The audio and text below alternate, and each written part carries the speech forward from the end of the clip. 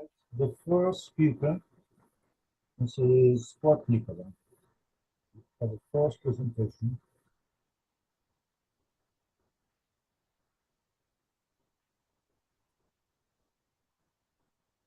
Good morning, dear colleagues. Thank you for your invitation to take part in this international congress on sport, people, and health. I believe that our cooperation will be productive and helpful. During the years of independence in the Republic of Uzbekistan, physical culture and sports have become very important for our life. Over 2 million young people going for sports on a regular basis in Uzbekistan. Over 6 million young people, including children and teenagers, are involved in sports activities. Over the last years, we have been effectively using over 1,700 new sports facilities, which are open for more than 9 years a day. In this way, we support the proper spirit of the physical culture in our country, in particular among young people. In Uzbekistan, every year we have increased number of people going for sports, and we also keep achieving new good positions at the international arena. We defend the colors of our country. Our young men and girls play a very important role representative sports events, which shows that they represent a country with a rich sport biography. It is quite symbolic that Uzbekistan is one of the countries where great importance is attached to physical culture and sport. Our public organizations and sport organizations have always been focusing on the development in the field of sport and physical culture, on increasing the mass scale of our sport events. We have been supporting sport and physical culture, and we have achieved quite positive results. Over the years of our independence, we have taken part in 5 Olympic events and 9 international Asian events. The representatives of our public have got 5 gold medals, 6 silver medals, 20 bronze medals. All in all, we have got 53 gold medals over the years. As a result, it shows that our Olympic movement in Uzbekistan is increasing its presence in the world. Quite important for the development in this area is the work of the Ministry of Sport and Youth of Uzbekistan. We do our best to ensure large-scale participation of our young people. Starting from 1993, the Olympic Committee of Uzbekistan has become a member of the International Olympic Committee. We are members of the International Federation of Sport, and we have the right to take part in international events of various categories. As far as the training of sportsmen is concerned, it is the State Physical Culture and Sport University of Uzbekistan that trains young people over the last year in our republic. We have expedited the development in various fields of sports, as well as the material basis for sports. This year, we had 36 football teams participating in our football championship. We have 380 football fields and over 1,800 mini football grounds. We conduct championships of Uzbekistan, and by the scale of participation, for instance, in tennis, we occupy one of the first places among the other countries. We also dwell on expanding the access to sport and physical culture. Every year, international championships for tennis players are held in the major cities of Uzbekistan. We take part in the Asian Championship for boxing, Asian Championship for taekwondo, uh, heavy athletics, lifting athletics, and so on. Also focus on increasing the sportsmanship of our young people. Over 2,000 top-class sportsmen are trained on a regular basis every year. 302 sports. We have quite a few Olympic preparation centers. We also focus on the development of Paralympic sports. It is now one of the key areas of our efforts, and not only for public organizations, but also for the Minister of Employment of Uzbekistan, and also the Association of Disabled People has been actively supporting us. We, all of them, become advocates of the Paralympic movement in Uzbekistan, for also including national sports such as Courage and the others. We develop our national sports, which reflect the cultural heritage of Uzbekistan. Dear participants of the Congress, there are millions of supporters and fans of sports in such things, in such an ensemble, out of respect, judo, karate, wushu, and kung fu, taekwondo from Korea, hockey on ice from Canada, and football and soccer, and the such national sports of Uzbekistan as Kurash and the others, representing them internationally. Today, our Courage wrestling has become popular in 57 countries worldwide. It is also quite encouraging that the Courage wrestling has been included in international events in many countries of the world.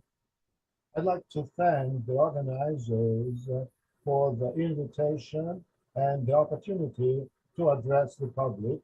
I will welcome all the participants of this Congress. I wish you every success in your activities. Thank you for your kind attention. Now, I'd like to thank Mirzoid Daminov for his kind address to us, for his good uh, words for the participants of the Congress. We continue our work. The next speaker will be Anna Skotnikova of the Innovation Center of the Olympic Committee of Russia.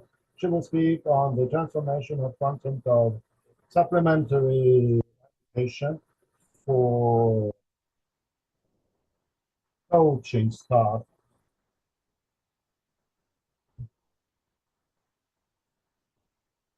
Well, everybody should be able to see the speakers, so the speakers would better if they keep standing in front of the public. Thank you very much, dear colleagues, for the opportunity to address this respected audience. Over many decades, a lot of attention has been given in this country to the training of top-class sportsmen. Over recent years, very important documents have been approved which reflect the achievements of Russian sport internationally. Despite the existing geopolitical situation, the strategy for development of physical culture and sport in the Russian Federation for the period up to 2030 remains the same. We are faithful to the Olympic principles. We are ready to share all the achievements and to share our experience with all the parties concerned. Today's situation in the international Olympic movement have determined the activities of the Olympic Union of the Russian Union of Public Organizations, Olympic Committee of Russia up to 2028. For this purpose, the Olympic Committee of Russia has identified such priorities as uh, fostering the development of Olympic sports, Olympic education, and the others. The activities that we have proposed aim at achieving good results when competitions at the international arena will be resumed for for Russian sportsmen, and they will be able to compete there.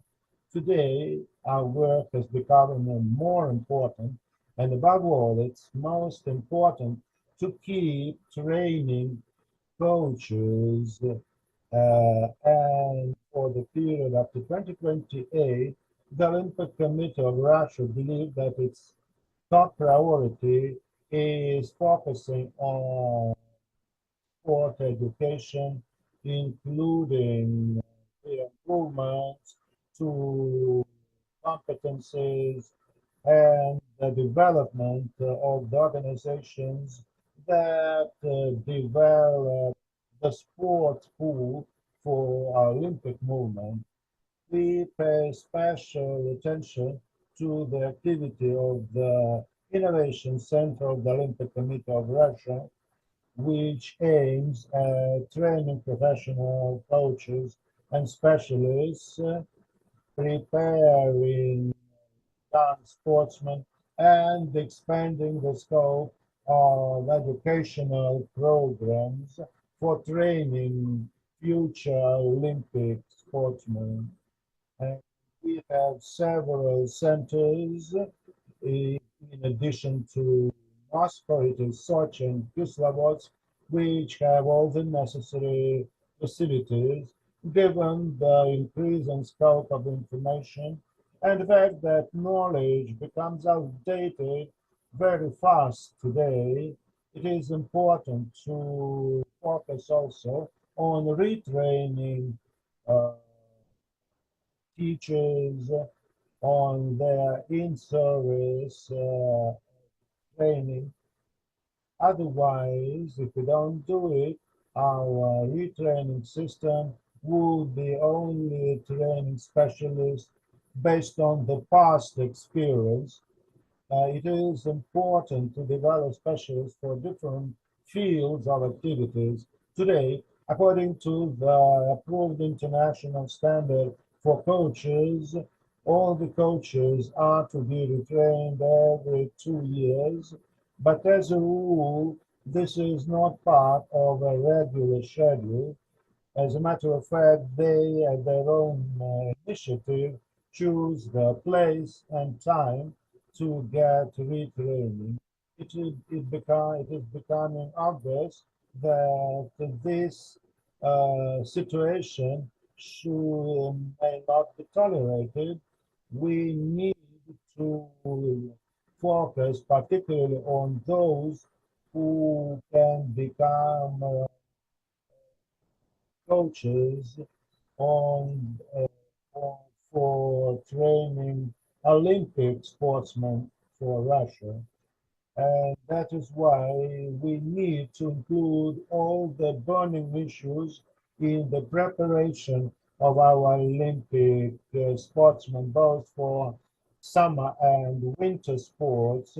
This will make it possible to improve the awareness of all the coaches of the requirements there are for coaches, in particular those who can be involved in training Olympic sportsmen of Russia. Even though we have a great diversity of programs for developing uh, coaches, our Olympic Committee believes that it's important to provide the necessary conditions to improve the skills of coaches. They need theoretical skills to be able to take a more active part in the education and development of sportsmen. The accumulation of such knowledge some future will help them improve the results of their training and educational activity. It will help us also to, we also aim at improving the methodologies that are applied, and we hope to hold the scientific and educational events in Moscow, Sochi, and Kislovodsk to make those forums place where they will be able to learn what they need. We also need to uh, focus on those trainers, those coaches who go to various parts of the country. As a result of surveys that we have conducted on different sports in this country, we have identified a number of important areas for development as far as the criteria for selecting a retraining upgrading program. Uh, 57% said that they, first of all, they're interested in the themes of such programs. Majority of coaches believe that the types of classroom work should be subtly need additional uh, subjects. There are also a great number who are interested in increasing the number of classroom uh, training. And also, uh, there are those who are interested in increasing practical courses. The total duration is 72 hours, out of which the classroom training should take at least 50 hours. The total duration of each course varies between 16 and 24 hours, basically as classroom instruction. For the future, we believe that we need to focus on this kind of work to broaden the range of subjects that they are trained in. The most important is, according to the coaches, is theoretical problems of sport training, also various issues related to physical, technical, and tactical preparation, sports psychology, physiology, also say sports selection, sportsman rehabilitation, sportsman uh, feeding, as well as sport, as well as the psychological condition of the sportsman, individual and group training of sportsmen. The availability of trainers and instructors for coaches is also quite important. The Innovation Center of the Olympic Committee of Russia is striving to become an open educational platform to increase the professional competencies of coaches, to make it possible for coaches to master the necessary skills and to effectively adapt to the fast changing reality. And we can't be even at the same level as our competitors. We should be moving ahead of them. And now, in closing, I'd like to refer to the need to improve the quality of our instructors. We need to work thinking about accelerated growth of our sport community, above all the coaches who are responsible for preparing Olympic pools of sportsmen. We should not think only about offering programs for everybody, but we should think about the principles of continuity and the principles of Olympic movement to move over to the international sport arena. Thank you, dear colleagues. Mrs. Maria Shanikova has just attended. I'd like to know how your program is related to the program of the high school coaches, and accordingly to the organizational aspects.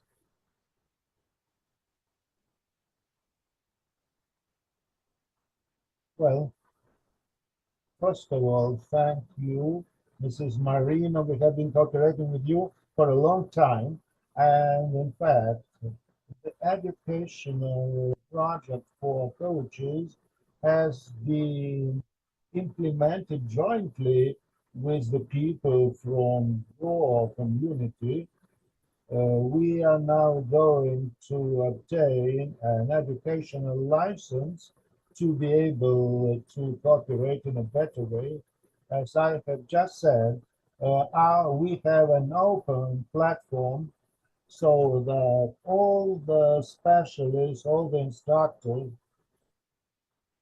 who work for upgrading schools, such as the High School of Coaches, can cooperate with us, and sports federations should also be quite well involved in this process. Thank you. Yes, I hope this month it will be finalized. Well, first of all, Mrs. Anna, I'd like to thank you for your support and speaking about questions.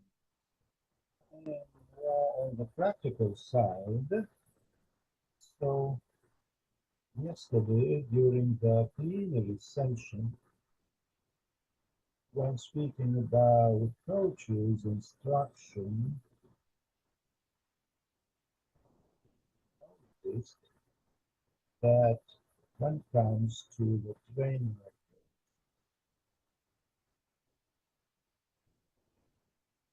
the you have mentioned biomechanics and rehabilitation as important aspects. Could please elaborate this subject? Actually, we started conducting such surveys from the beginning of this year, so that we are now at the initial stage of such surveys to improve our educational programs. At the moment, we launch such projects with the participation of our colleagues, including those from St. Petersburg.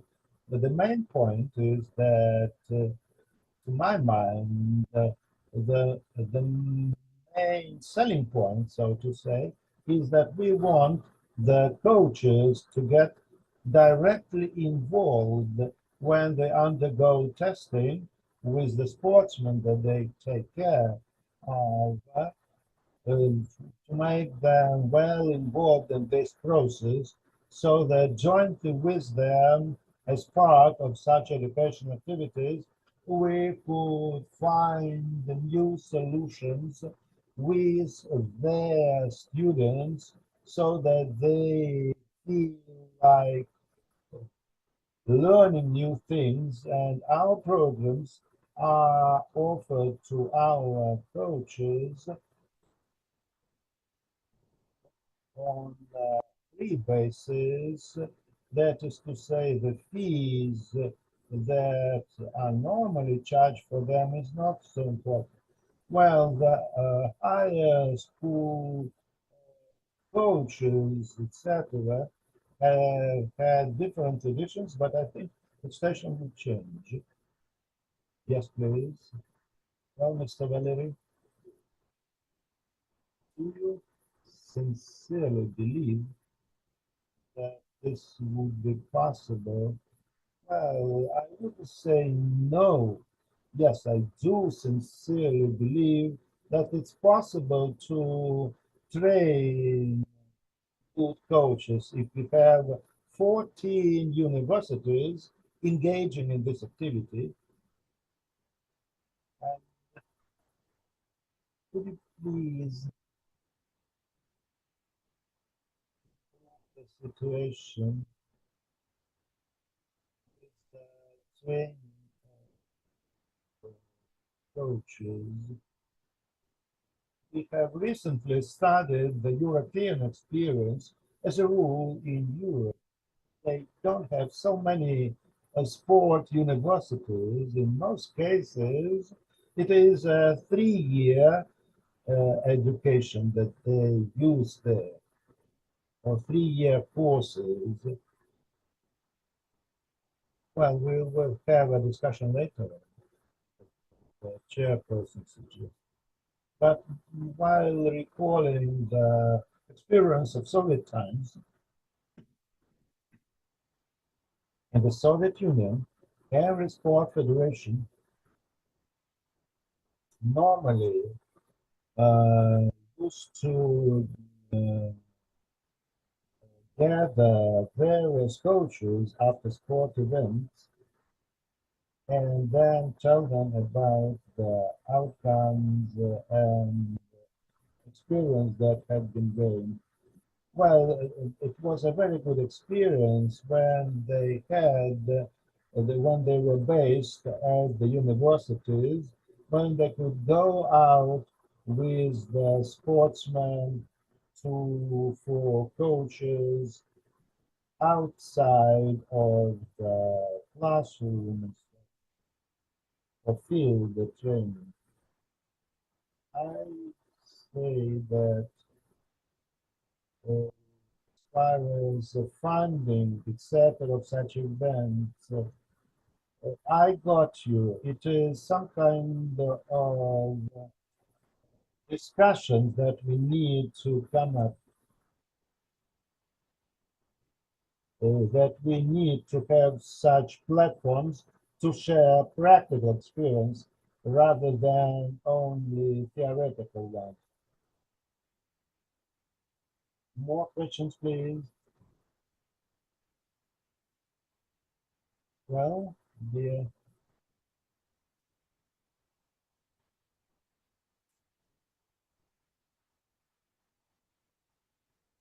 still could improve something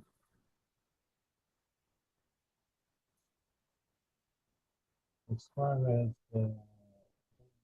approaches for the future.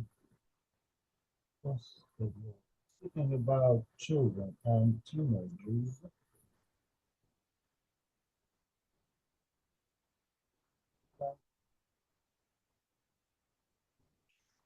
to understand how to correctly orient the teenagers today. Our selection of young sportsmen take into account the genotype of the young of children and teenagers, etc. The inherited features. I do not want to go deep into these problems, but we do need to develop programs for beginning approaches. Well, our education has always been 4 year long, both now and in the Soviet Union. Whether it is 4 or 5 years, it's not the key point to me. Therefore, for the young coaches who undergo such training, this kind of education is really very important. At the moment, nobody has thought enough about this initial training, about how to train not only young specialists, but also specialists who are not so young. So we've been thinking about. Thank you very much, Mrs. Anna. Thank you for such detailed answers. Well, dear colleagues, well, our presentation should, according to our time schedule, should be from 10 to 12 minutes.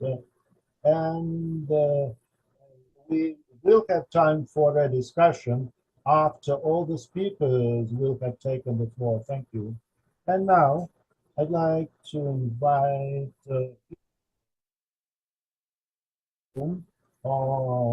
of Israel. The title of her presentation is Holistic Approach to Force Community. Maxime, we are here.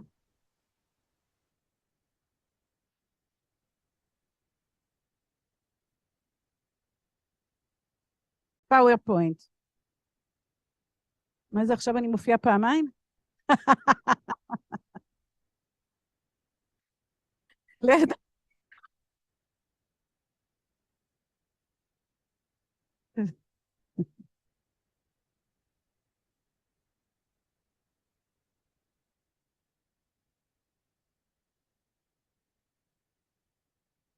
זה היה נחמד.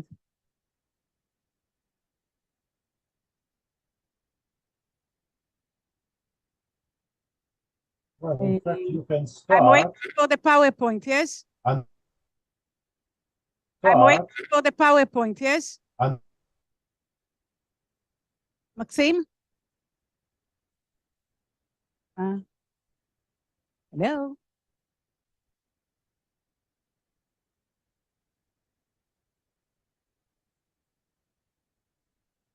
Yes, there are some technical problems now. Yes. They are aware of this. But you have the PowerPoint by you, yes? Well,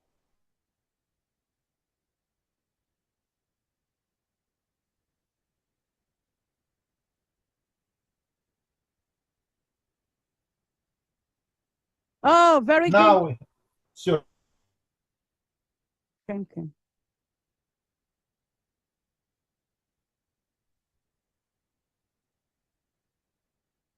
Okay. And define me as a host in order that I can change the slides, of course.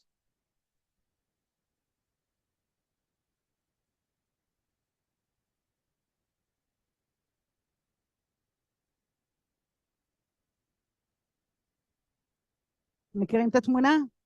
מהלובי?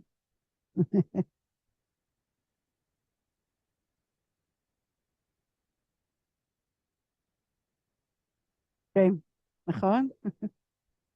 They got you. They got you.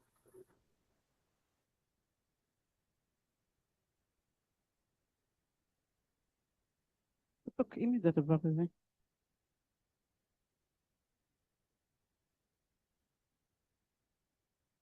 אוקיי.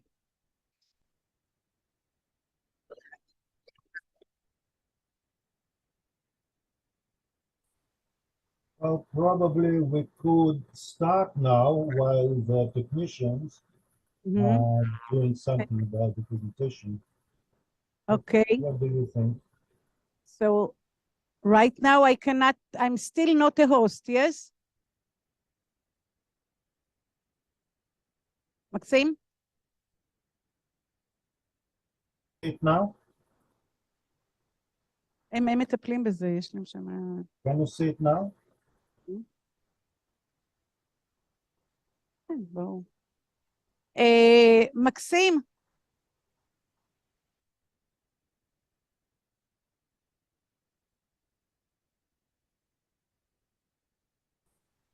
Can't you see the presentation now?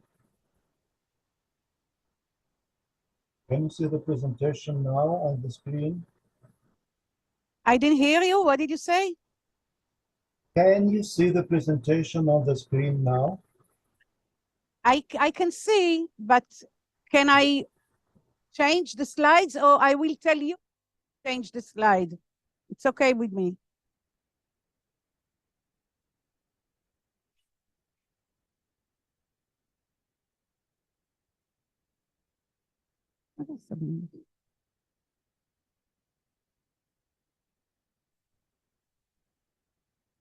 יכולתי להביא את המצגת שלי.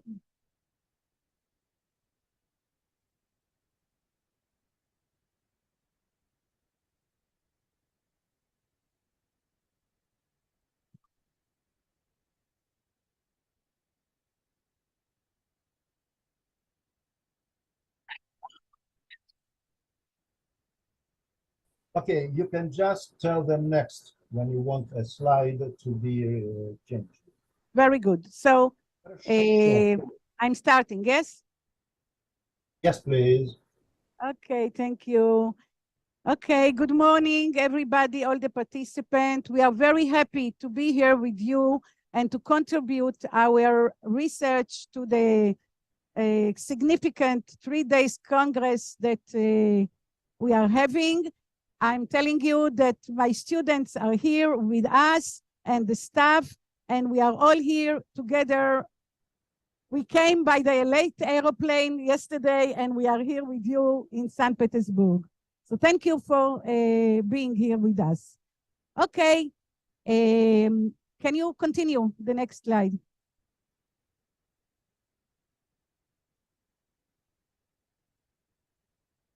Next slide, do you hear me? Maxim? I can hear you, but I don't know. Okay, okay.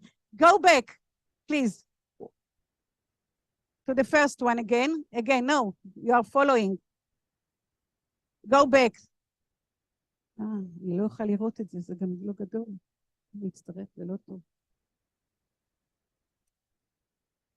Can you enlarge and go back to the first slide, please? Is it possible to enlarge the slide that I can read?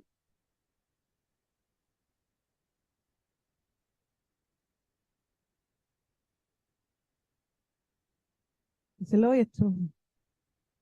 הטלפון שלי הוא בעייתי עכשיו. לא, יש לי בעיה בטלפון. מתקלקל. אוקיי. טוב. The first one, yeah, it's enlarged, very good. Just the first slide, please. Go back. It's very good, the size now. יופי, בסדר. Maxime, you hear me?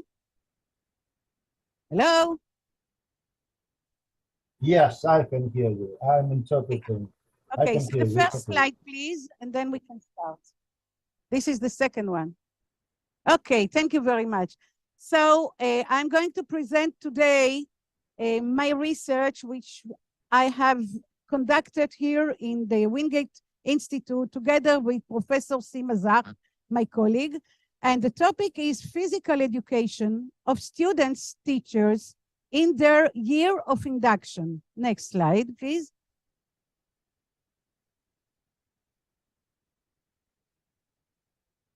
The aim of the study that we present is to assess the influence of an emotional-based program on novice physical education teachers on their perception of the affective domain in their teaching, and to assess the influence of the program on their social emotional orientation, including their competencies and skills.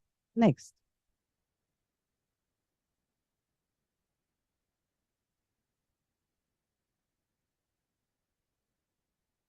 Next, please.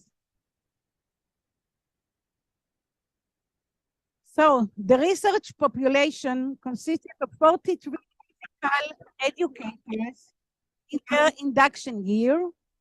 We used as instrument reflective assignment, individual task, a group artwork task, short video containing student-teacher scenario and summary reflection.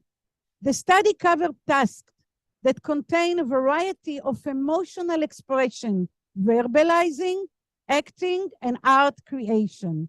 And a content analysis was conducted for each of the 6 assignments.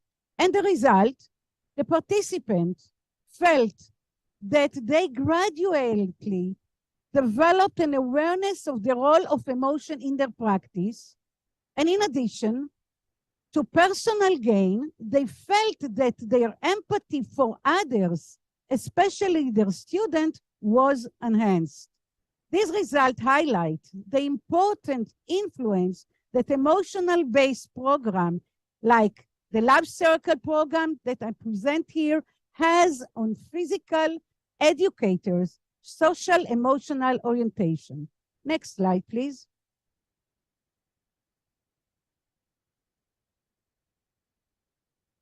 And what is the emotional dimension? It is the part of human inner world as well as outer world, the relationship and communication with others, with the implication for the individual well-being and quality of social relationship.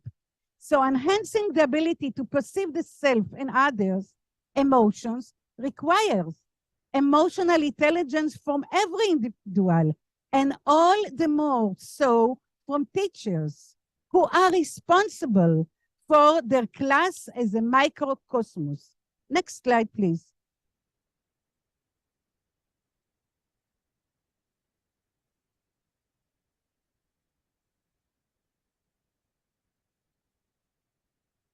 And what is the role of social emotional aspect in physical education? It develops the sportsmanship, teamwork skill, develop the trust and resilience.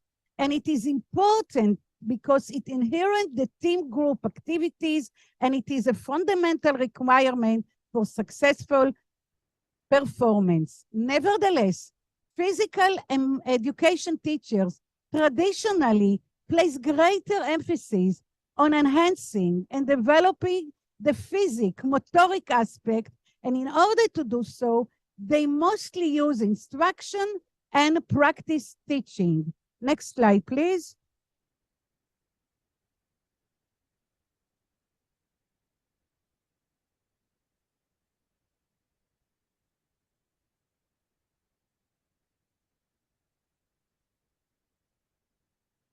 So we have here a gap that we wish to face in our research.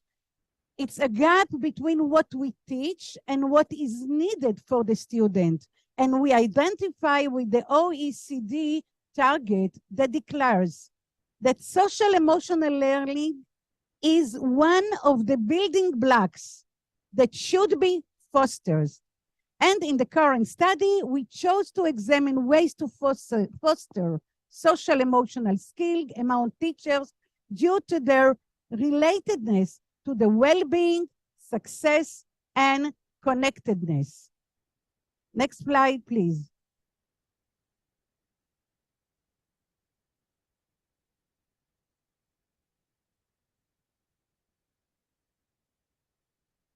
So according to the OECD, as we said, the ability to regulate one's thought, emotion, and behavior, and to understand situational situation and the whole factors, not only what we see, but also the latent dimension, which means holistic approach, cognitive, motoric, and emotion. That's the integration is the holistic approach. Next slide, please.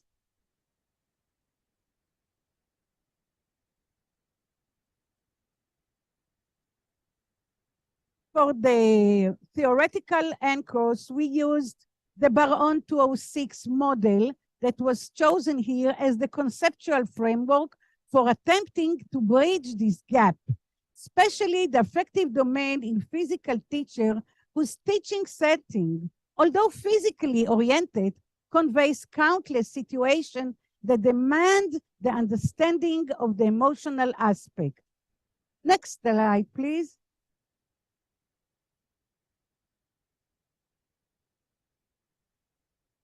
Background, we saw that there are other researchers that study the role of emotion in teaching, and especially we are encountered with the art therapy programs that increase academic and achievement and social emotional skills, improve attitude toward the self and others, and positive social behavior, and of course, decrease conduct problem and emotional distress, which are really situational challenges for any kind of teacher, whatever he teaches, and especially in physical education.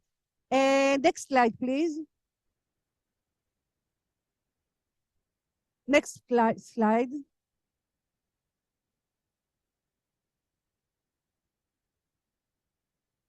So the art therapy tools that we used here promotes mindfulness and expression of feeling, leading to holistic self-perception, acceptance of others, and empathy. Research using the art therapy has shown that using art therapy in schools assists in dealing with variety of emotional difficulties. And that's why we decided to use it here in the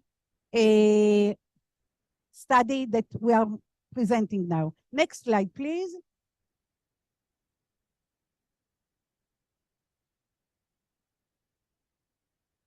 Okay, so the finding and the result, we out that there were 6 stages of personal and professional development. And here are the stages. Stage number 1 is recognition and awareness concerning the role of emotion. I feel so confused. I'm trying to explain, but all the students are talking together. There is so much noise. I cannot hear anyone, and I cannot give any feedback. I am in panic. And another participant, because I think all the time about what I've done wrong and how to change. I feel restless and impatient. So this was the first to recognize and the emotion that arises in this situation. Second stage was conceptualization and emotional expression. I know that I'm disappointed and angry, and angry about my students, but with a deep breath and patience, things will get better. So we see here that instead of automatically respond, starting to be a conceptualization of the emotional experience. Next slide, please.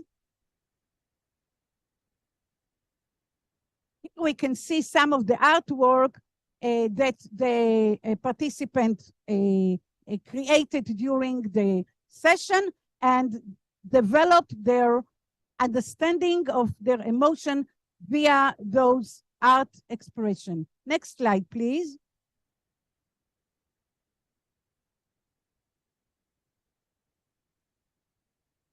Stage number 3, the participants started to speak emotional language, which was embedded with variety and rich metaphor.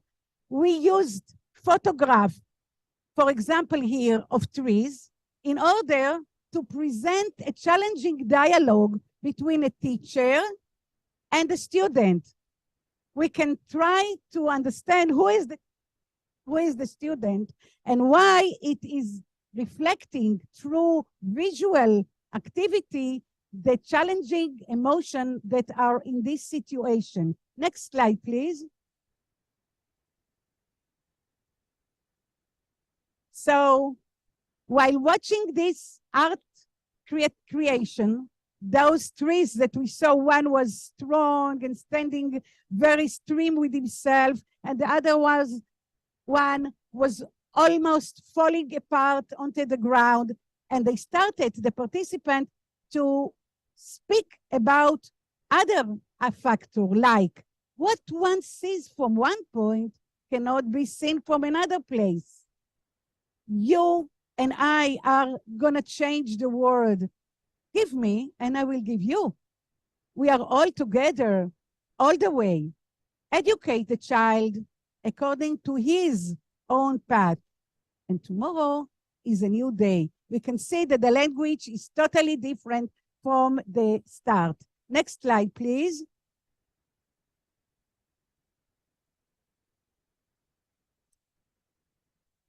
But not all of them were at the same stage. Some were still puzzled. And they said, what do they want from us? All of a sudden, we are sport teachers. We have to run, we have to jump. What is this art here? And what is this emotion here?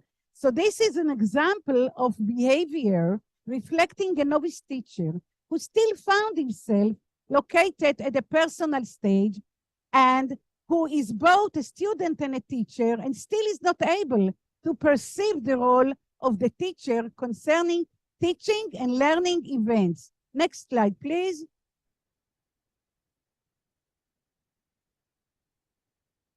So we can see that the participant, the teachers, started to develop a new approach. They started to see other factors.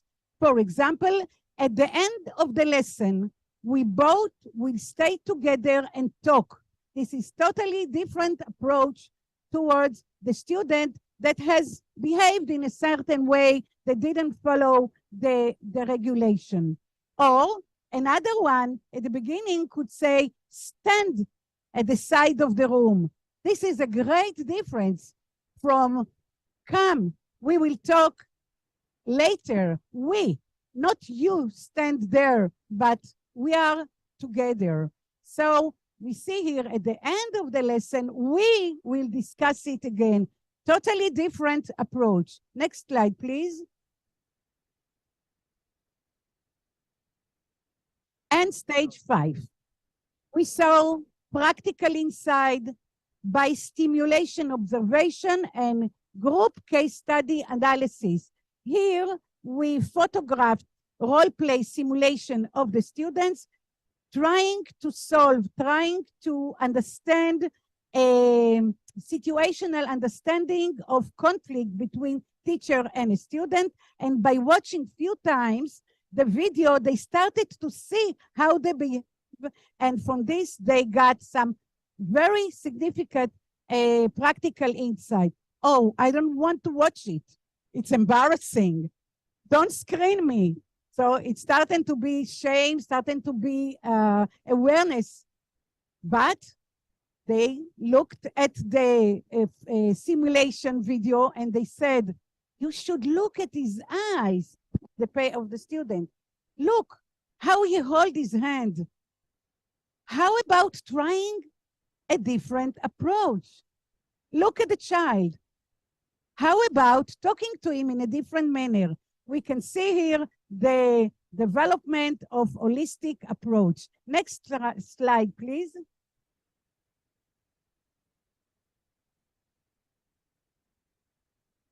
Next slide, please.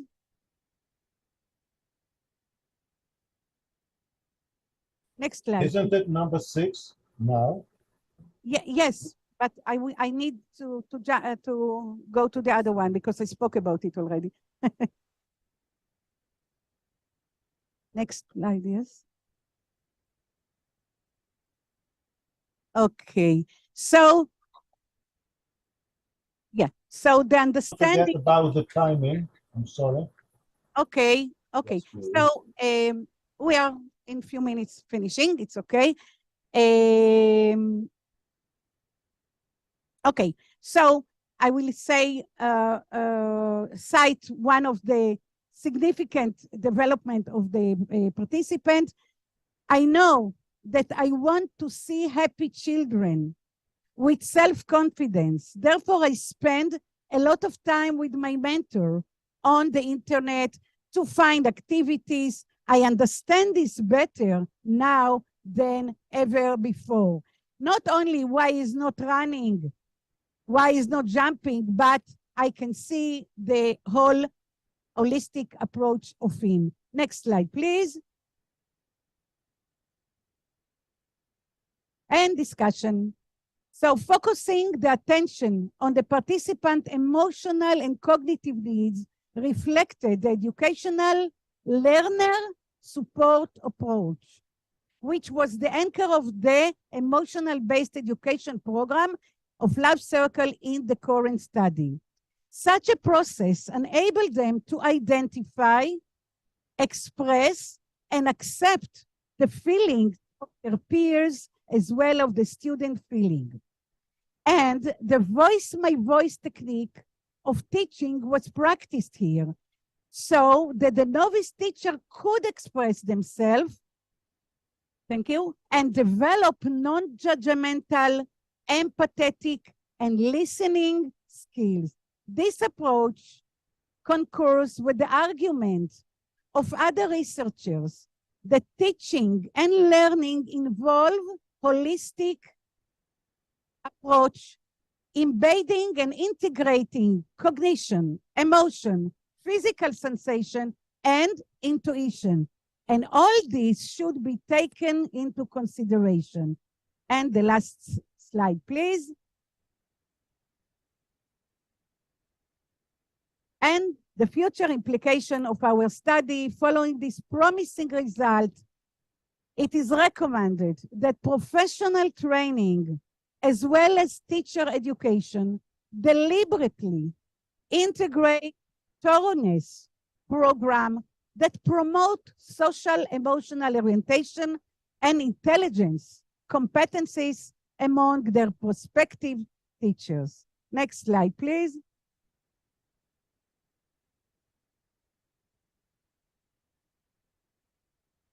Thank you for your attention. And if there are any questions, I'm here to respond. Thank you very much. Are there any questions for the speaker?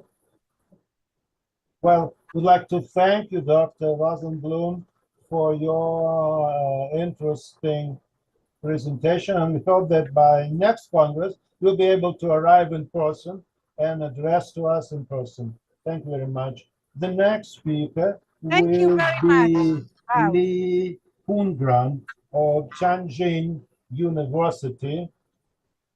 Yes, please.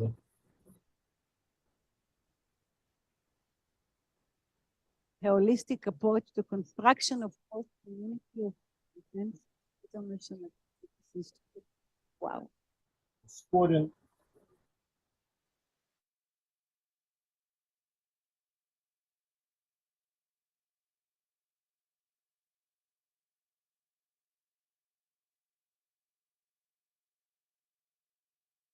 Wait a bit, please. Something is wrong technically. Yes.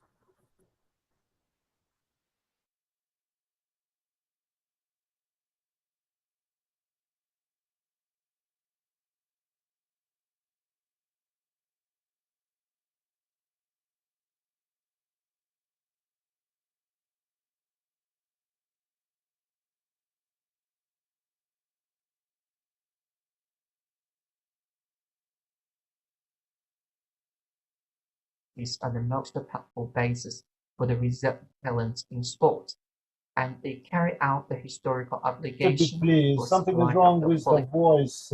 It's too low.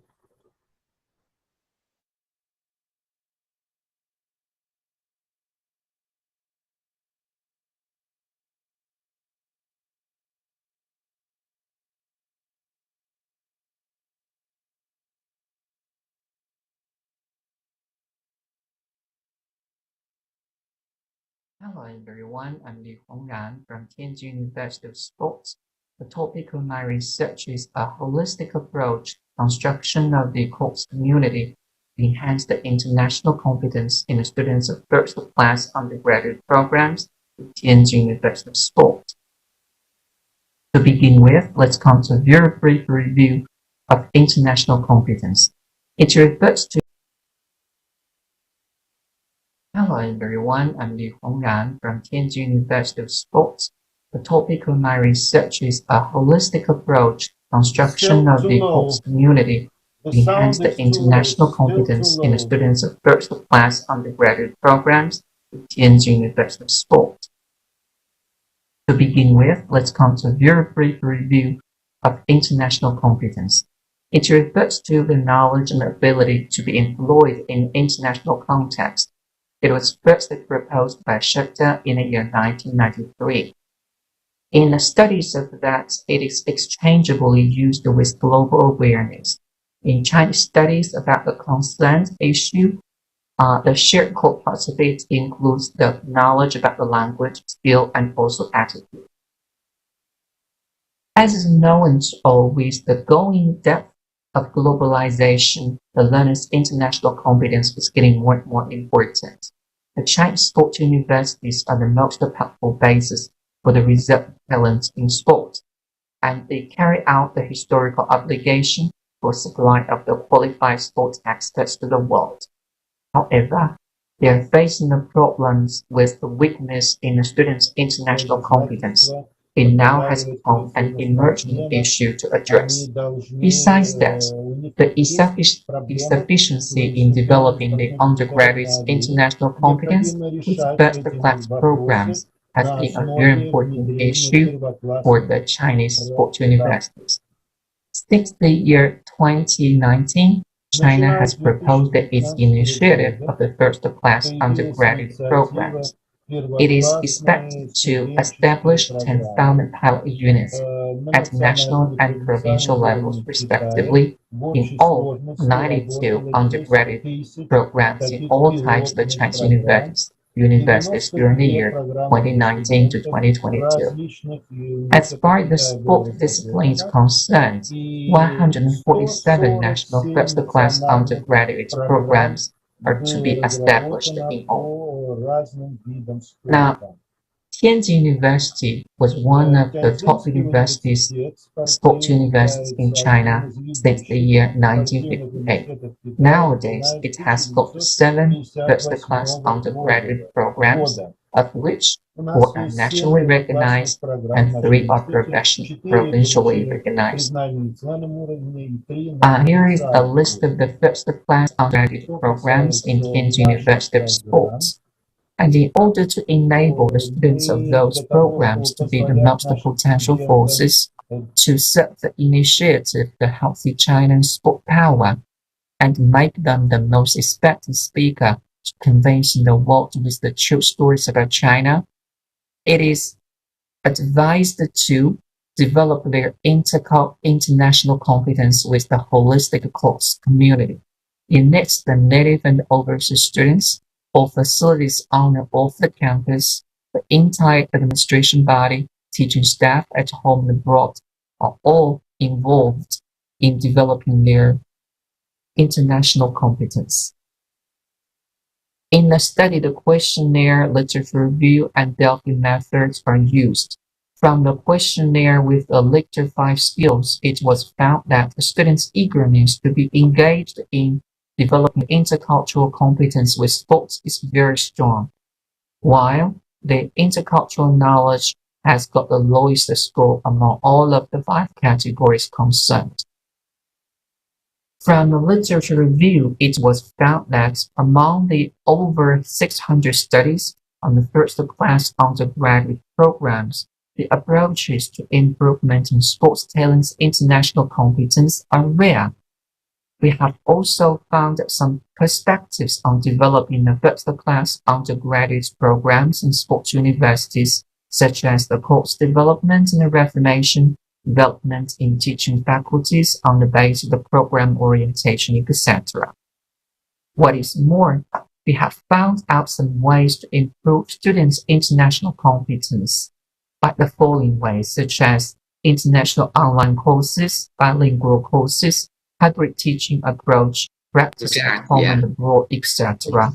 Unfortunately, no whole approach to improving the students' international competence in Chinese sports universities was not covered. When we talk with the deans and staff from the departments, it was found that they are interested in improving the students' international competences courses. They are in favor of the bilingual courses of the sports skills. Until now, Tianjin University of Sport has got 5 bilingual courses recognized as the pilot courses. The deans and staff claim that the international sporting events, intercollegiate talks among students, international conferences, and exchanging programs and summer camps are all expected to be used as channels to practice students' international competence with life opportunities. When it comes to the students' experts, they hope that more explanations to native culture are expected. They integrate the intercultural classes with Chinese and overseas students are welcomed. The diversity in sites for classes are not limited to classrooms. Various venues such as stadium, exhibition hall, playing area, speech podium at conferences, etc. are expected. The instructions by experts at home and abroad are both welcomed. On the basis of the previous research, the TGUS first-class course community to improve students' international competence was proposed.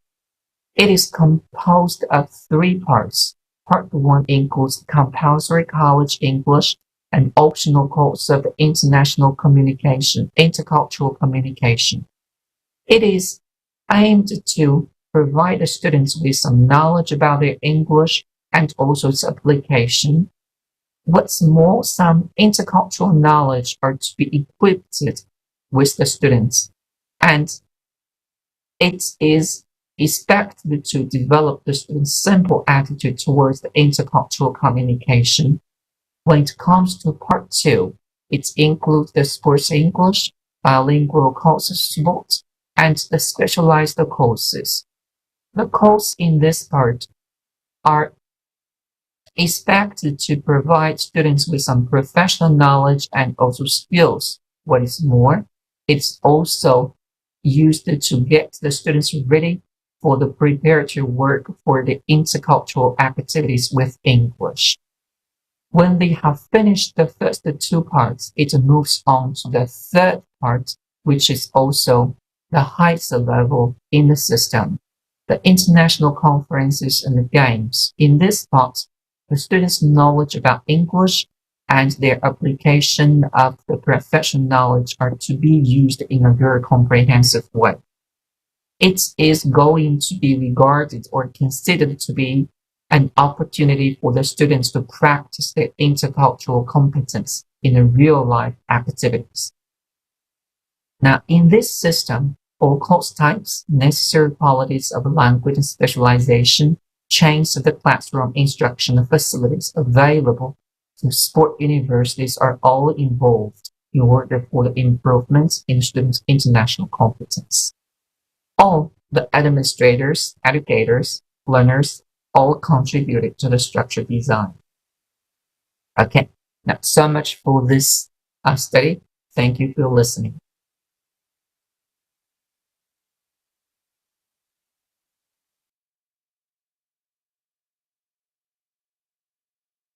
Is it the end of your presentation? Are there any questions? Are there any questions? Thank you, Mr. Lietengran. Thank you for your presentation. We wish you every success in your work. Thank you.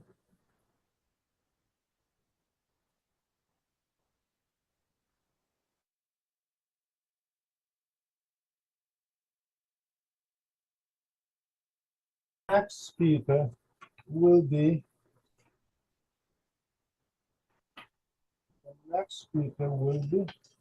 Mr. Iosif Andrushitshin of the Sports Academy of Kazakhstan, Almaty.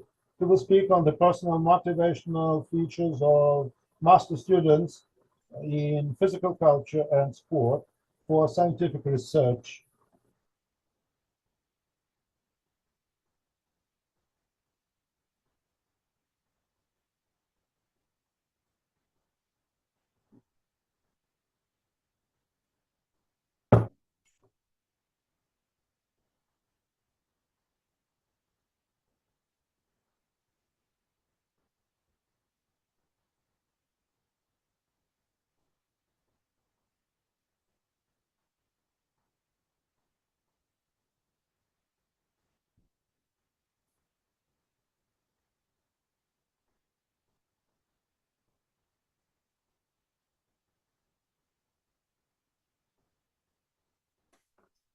There are some technical problems now.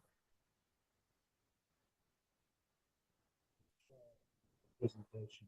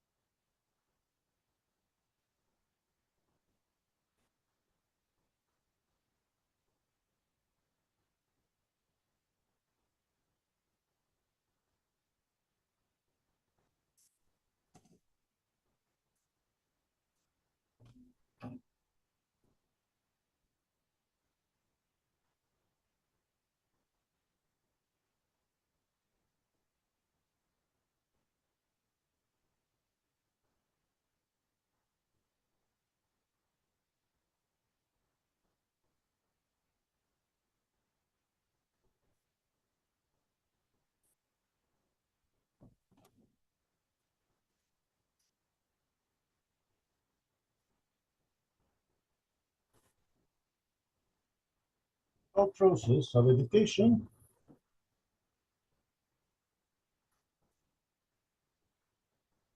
should reflect all the aspects related to this system.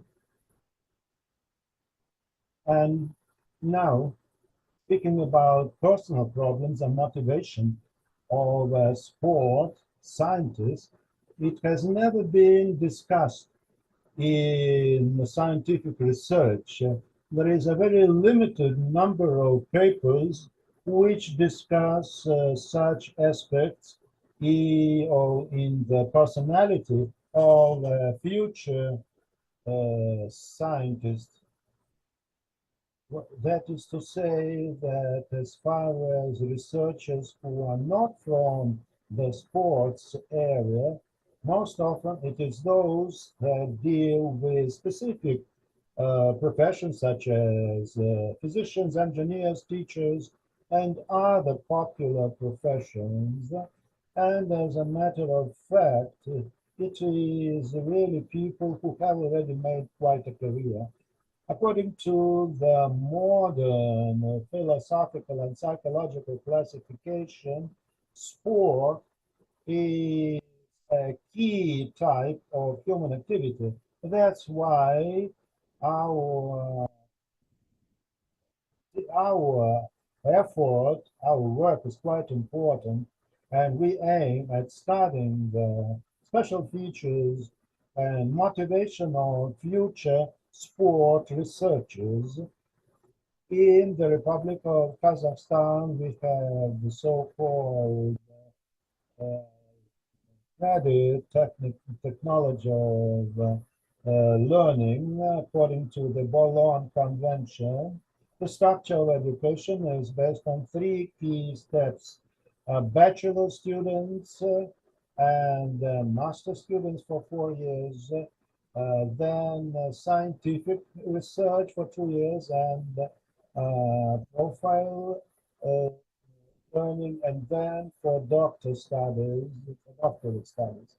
After finishing the bachelor course, the bachelor of arts has a choice either to make a doctorate or a master's degree or start practical activity. That's why there is quite an important issue.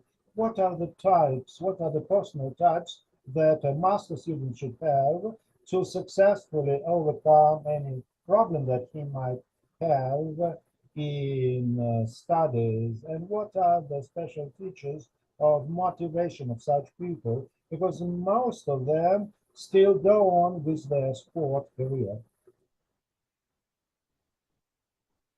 It is even more important because even defending a doctorate thesis doesn't make it possible for the doctor to become a full-fledged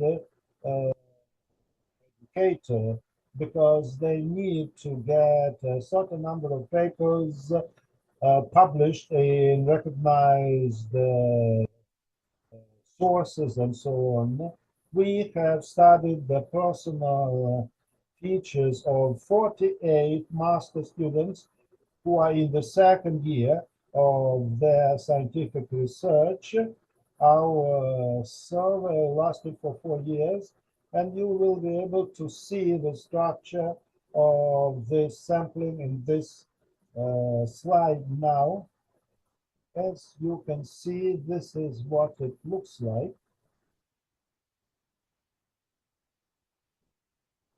For most of the factors, we can see that their score was above the average, from 4 to 7 points by Kettle. And if, however, to carry out a more detailed analysis, we need to look into all the factors to make sure whether the group is homogeneous or heterogeneous. That was done to identify the most significant properties of the persons. It is on those indicators that we were based to make sure that the master student can be better informed about his or her prospect. We can say now that the personal profile provides a better structure of the personal properties. Out of 44 initial participants, we finally selected 20 master students, and you can see their results by Cattell score.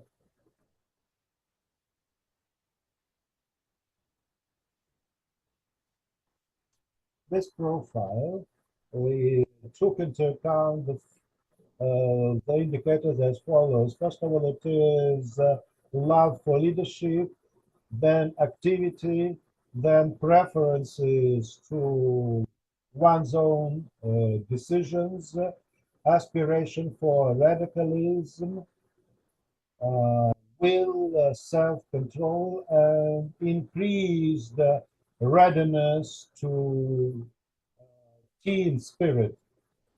In this way, we can say that as fruitful research is based on the ability to be at the forefront of scientific research, demonstrating one's activity and insistence in practical implementation of one's own decisions, without fearing that his peers may not share these ideas.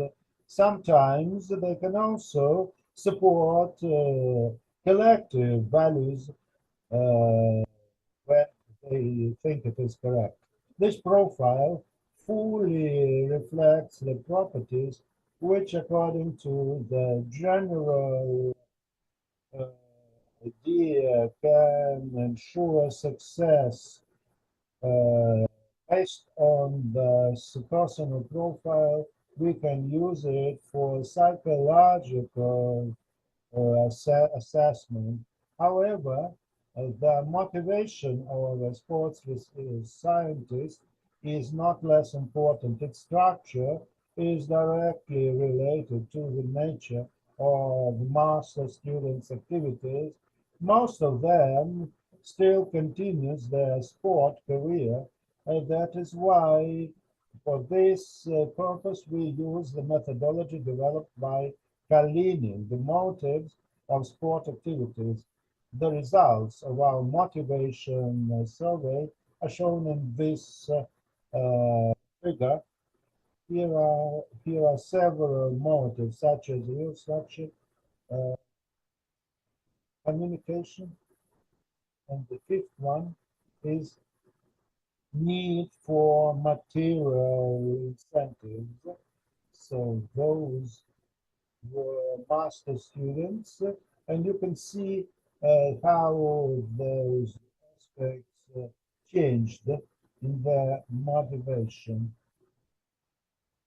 You can see that it is different from the ideal motivation because the need for communication occupies the smallest place of all. This figure shows both real situation in columns and optimal one as curves. A comparative analysis shows that the most important motive for master students was their own improvement and self-improvement. Place number 3 after that was place number 2 was striving for achievements, and then the achievement, this motive for achievement is most important, and the motive of fighting for one's principles becomes less important than the motive of communication, which is quite logical because it becomes one of the most important needs for sport research in future. The motive of fighting includes incentives, remuneration occupies the last place by significance. It is also important that in addition to incentives, other important aspects are such as keenness on improvement, achievement, and communication. And this was confirmed by the fact that in the 20 top best performers, improvement aspect showed 34 scores, 34 points. That is to say, almost 50% more than in the core group. Now, as findings of our work, I can say that the result of our work, we have identified the personal structure and personal profile of researchers in the field of physical culture and the sport that those that are based on keenness, on leadership, activity, preferences for one's own decisions, radicalism, and will, self-control, and team spirit. And as far as the structure of motivation of future researchers is concerned, it is the motives related to professional self-improvement and self-assertion, as well as the need for the motives of material well-being are inferior to the motives of professional assertion, the most important, which are most important to the sportsmen, to the researchers. Thank you for your attention. Your questions, please. Thank you very much. More questions, please. I'm glad that you mentioned to cover such a good population. Well, it so happened that we succeeded in. We do believe you. We do believe you. Actually, the Bolan system helps to implement important tasks and to motivate the students. What are the preferences that your students have? Those who rank as the top performers. Well, we were based on the methodology developed by Kalinin. Now, there are different ratings, 1,000 points or 1,100 points. But do you follow my question? Not exactly, though. Well, then okay, then. More questions, please. My conclusion is that they should learn for a shorter time, and more time should be given to practical work. Next is Mr. Valery Kostichenko of the National University of Physical Culture, Sport and Health, named after Leskov of St. Petersburg. He will speak on the training of research instructors at the Leskov University in St. Petersburg.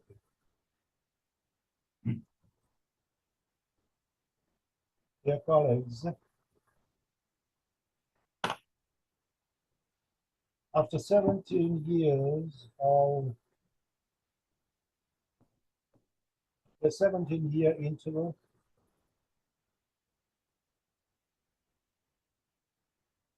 we finally, in 1937, got the right to focus on the training of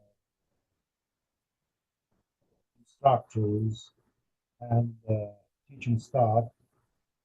Our university aims at having more doctorates and candidates theses defended.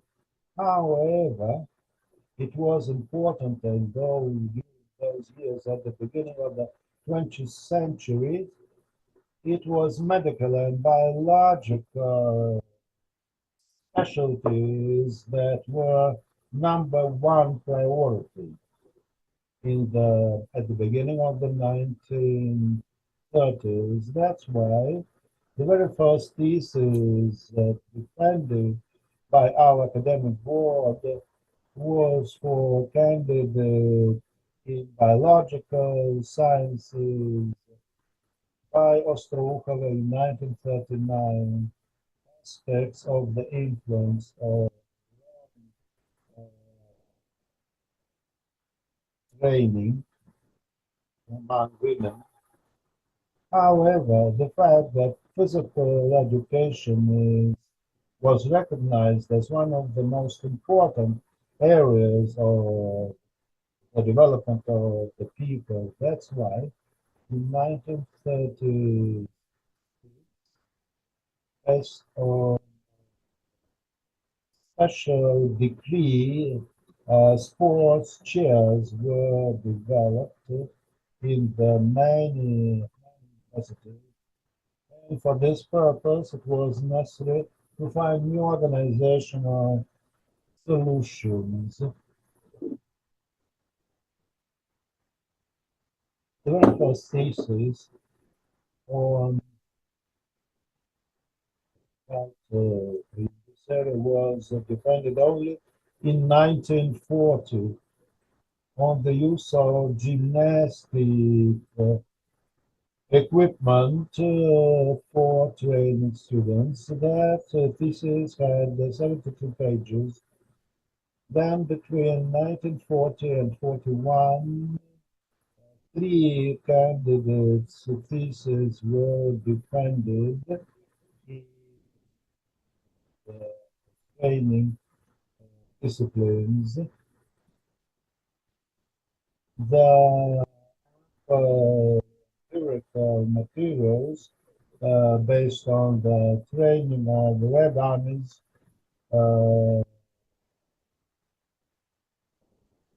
soldiers and officers also had to include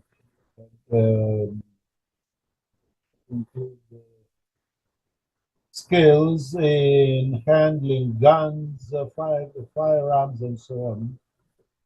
Then in 1946, on rehabilitation exercise, the need to develop the methodological support for the training period was looked into at the chairs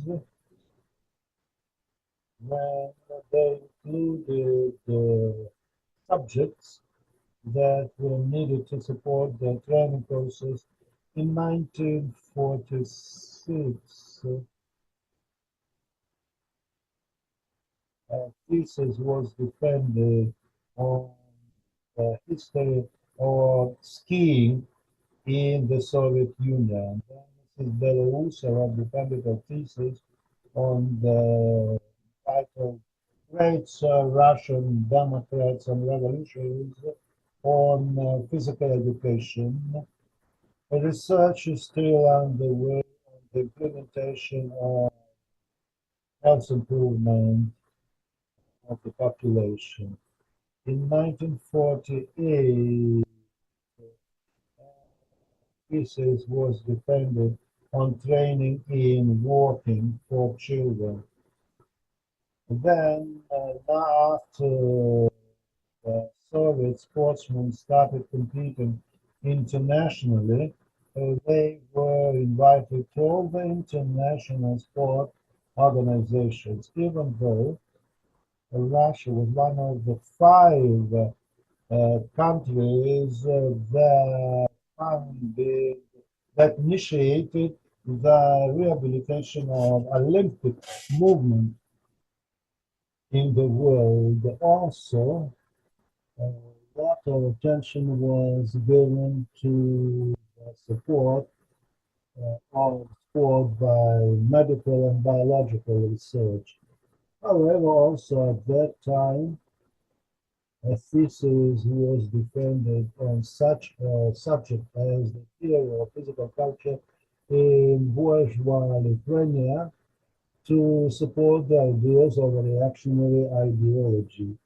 And after that, another thesis was defended on agitation and propagandistic efforts of the universities.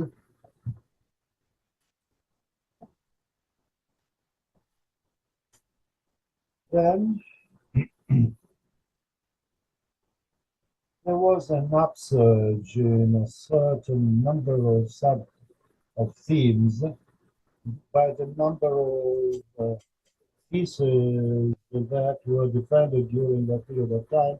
75 had something to do with sport, improving sport education, medical and biological support to sport. Then in the 1970s and 80s, the situation was similar because more analytical activities started while preparing for the 22nd Olympics Games. There were more papers on improvements in the training process and also on improving the type of physical education. And also there were more research on use of instruments in sport training. From the beginning of the 1990s, our academic board was granted the right to consider the doctorate thesis, and the very first thesis that was tabled to our academic board was that by Vinogradov on the use of mass media for developing physical culture. Over that period of time, 96 doctorate theses being defended up to date. We, as far as the training of our research staff, based on the decisions of the government, it was decided that urgent measures had to be taken to improve the quality of training. One of them was updating the number of specialties taught to sport students as a result of work of a large number of scientists. Innovative methods were developed or which was recorded in May of 2021. Said logically, though, the thing is that Minister of Sport overruled at one of the meetings at that time said, well, you see, all of those magazines and journals, when they speak about international requirements, I should say that just take the side of wrong parties. And then it was said, no, it's for the scientific community to focus on it. The problem is that, as a rule, they were based on uh, they were influenced by the higher school of economics that had better say there. And we couldn't do anything about it. We had to implement what was dictated to us. The key idea in the updating of research specialties according to the presentation of the leader of our sport was enlarging and integrating scientific specialties, but as a result, our specialties were just broken down into a large number of smaller specialties. But look, what is a university instructor, professor, and teacher supposed to do? The university instructor goes for practical studies, and then they also have to train sportsmen after classes. So what can we do about this problem now?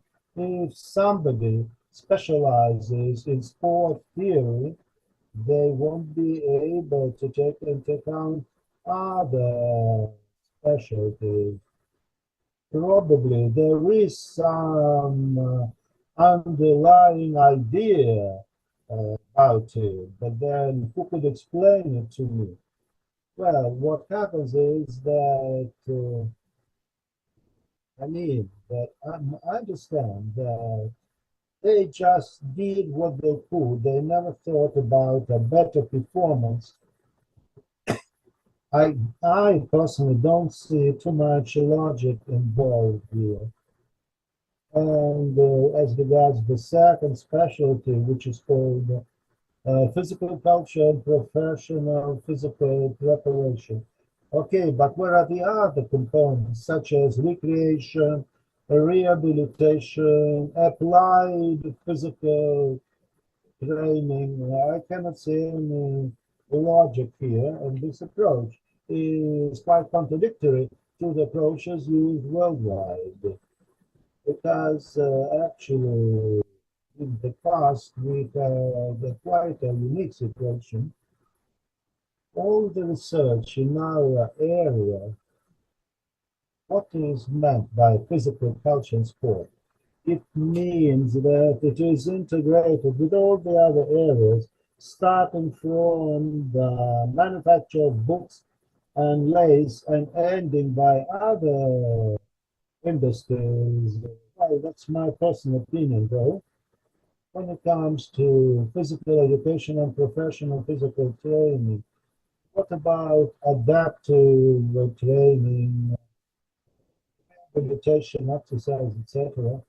And a professor of North Caucasian University replied for oneself that, in his opinion, the measures that were approved were absolutely not ungrounded, and they were could be possibly explained by lack of competence. And I do agree with him absolutely. Well, soon after that, more limited ideas started gaining the better the upper hand. It is important that this also uh, affected the activity of some of the most prestigious universities, ours included. As a matter of fact, based on the international practices, where there are no special national committees awarding doctorate or candidates title. Uh,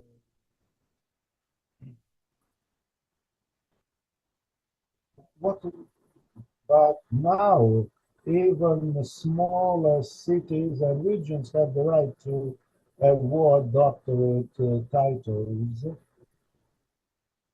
Here you can see a growth in the number of dissertations, the number of theses.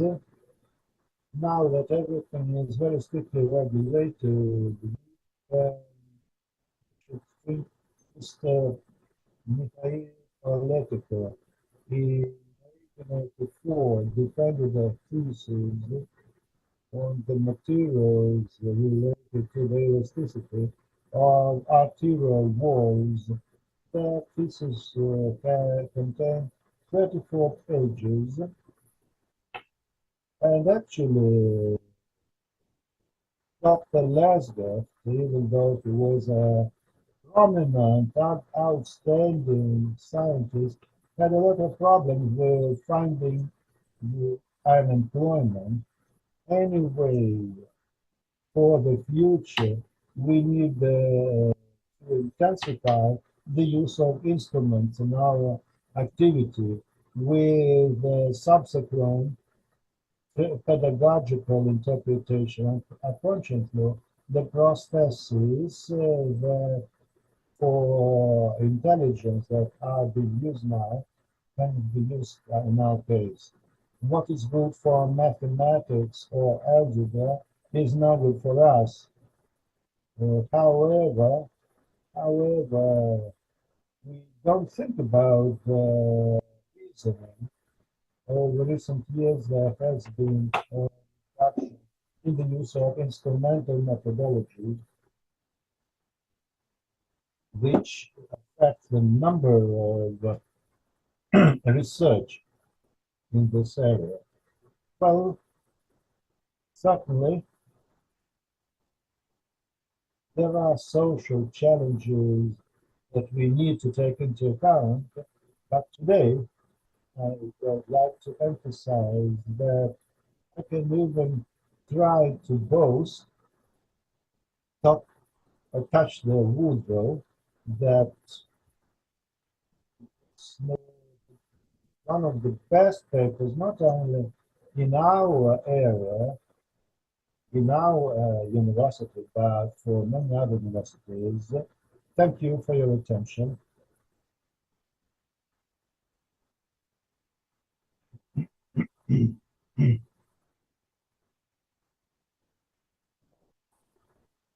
Yesterday and today, listening to various reports, and my impression is that today the key focus has moved over to psychological and pedagogical areas.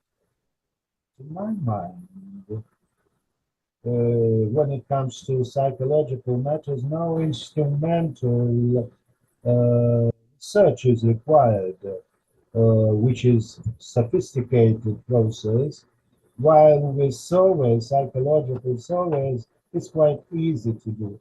I do have a lot of experience in it. I do share your opinion. It's my personal opinion, though.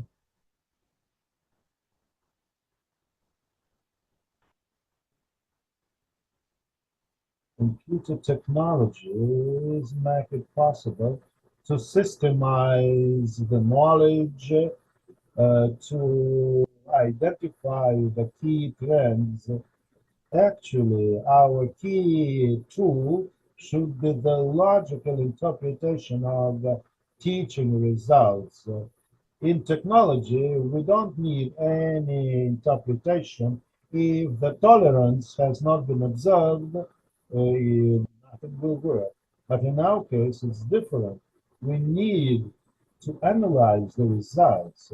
This is what I mean by science. That's why I insist that our case, 50% is the skills that can be imparted by the university, but the other remaining 50% is something that the learner should learn by self-education. There isn't a single university in the world that will provide 100% education to the people so that they don't have to study after they graduate.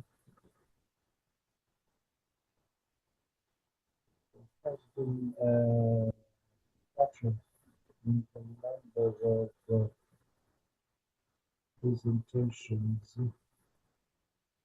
This is what I haven't thought about it. We get what we received. Because today nobody cares about research. Today it is managers who run the business. We know how what they come from. They say we don't need to know the specialties. We know how to control, how to manage people, how to manage human material, the human capital. Are there any more questions?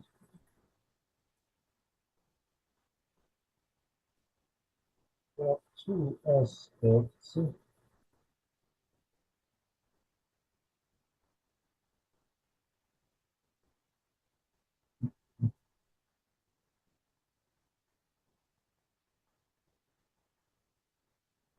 Thank you very much, Mr. Valery. I'd like to give the floor to Natalia Volkova of the Russian Teachers Training University named after her in St. Petersburg. And the subject is a comparative analysis of the level of professional preparation of coaches for fitness centers in St. Petersburg.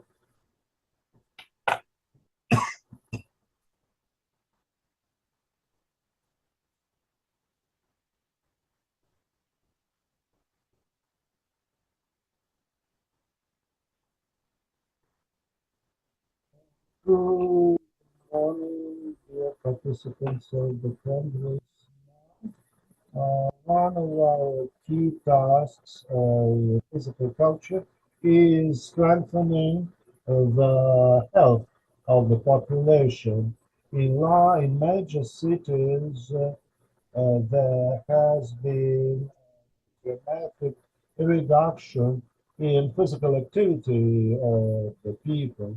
And that's why fitness clubs today are popular among the population to improve their health.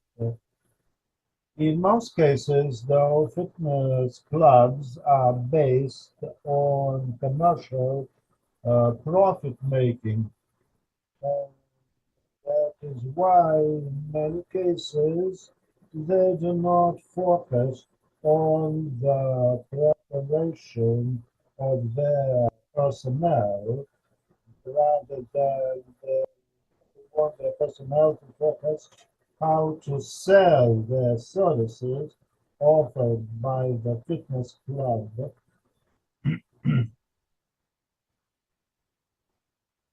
To analyze and compare the quality of education, we tested the approaches of a gym in St. Petersburg. To include them in our survey, they had to have at least a 3-year experience. We subdivided the participants into 3 groups: those with higher teachers education, those with higher sport education, and those who have been retrained but don't have any university education. The results of our tests were based using a 5-score system. We can therefore see quite significant difference in the retraining of coaches. For retraining, upgrading courses, it was on the average 2.8 points. There was a significant difference in such areas, the theory and methodology of physical culture, by more than 1 point for teaching, but it was 0.5 points in the psychology. To update the information that we obtained, we conducted assessment tests and measured the index of body weight for the coaches to identify the quality of individual training programs that they carry out. The group included both men and women, and the criteria to be included there were regular classes with a professional coach for at least 6 months up to date. We were based on the methodology of Harvard University, and you can see basically those who have passed the retraining at an average level of physical preparation. The results of tests are shown. The best results were shown by the clients of those coaches who have higher pedagogical education. For those with high medical education, the results were a little bit worse, and the best results were for those who had been retained. We believe that this indicator is extremely important to judge about one's health.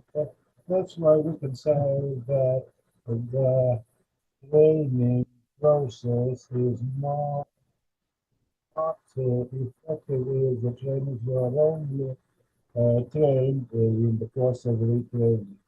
In general, the general findings are that the professional knowledge of those coaches who were only trained is quite low, and the professional preparedness at retraining courses was ineffective. For the higher education, the pedagogical education had better results. Uh, to aim, if we want to go on improving the health of our population, we improve physical education and its effectiveness. We need to improve the professional knowledge of coaches and the instructors. And we have also found out that the retraining courses are inferior in the level of their work. That's why when it comes to granting a license to train coaches, more attention should be given to the process. We believe that it is of social importance, and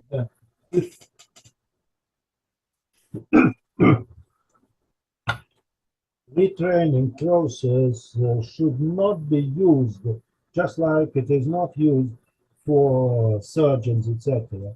I'm not speaking about coaches who train bodybuilders, things like that. But when it comes to physical culture, where most of clients, fitness clubs, engage in, and then if I could get back to the last one slide.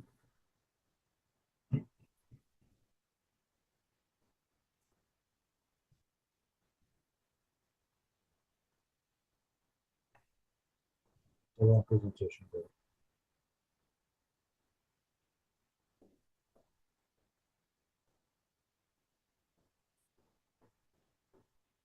So in my other presentation, I have an announcement on the positions offered to various people.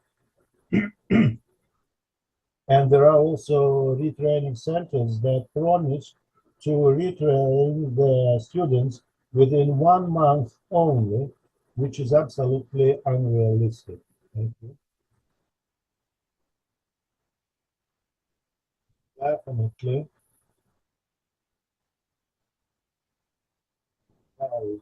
in the ground order of the Ministry of Fitness is not included here. Physical fitness is not included. Basic education, certainly.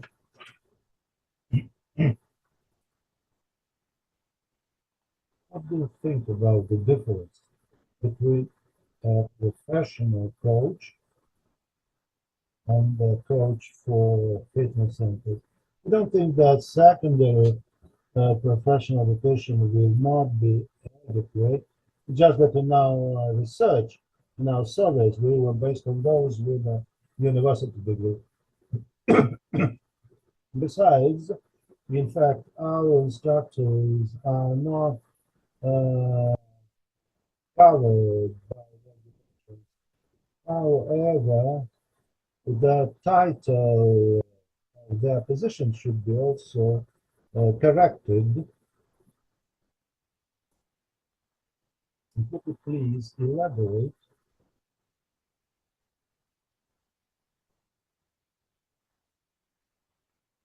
Well, could you please explain the meaning of fitness? I believe that fitness is one of the areas of healthy physical culture.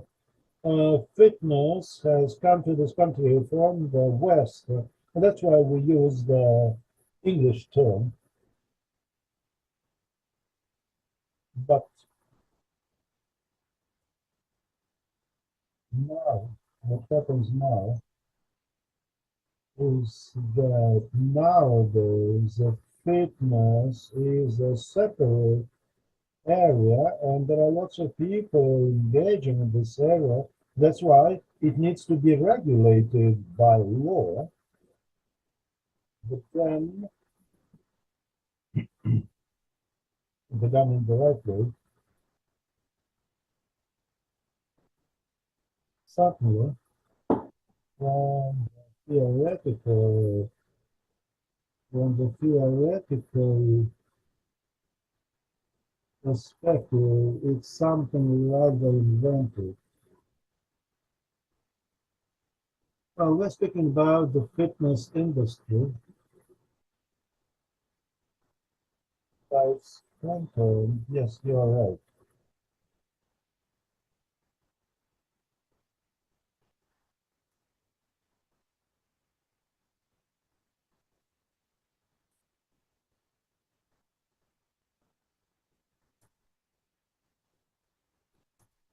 Thank you for your presentation.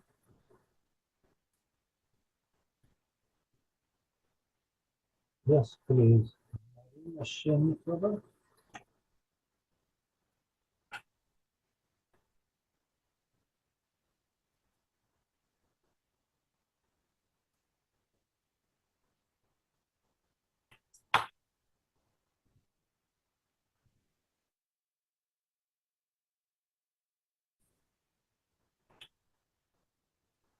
First of all, I'd like to say that I'm certainly grateful for the opportunity to address this Congress and present the results of some of our research that cover to some extent education, and the purpose of our research, which dealt with the demand for additional professional programs or continuous education for physical culture and sport specialists.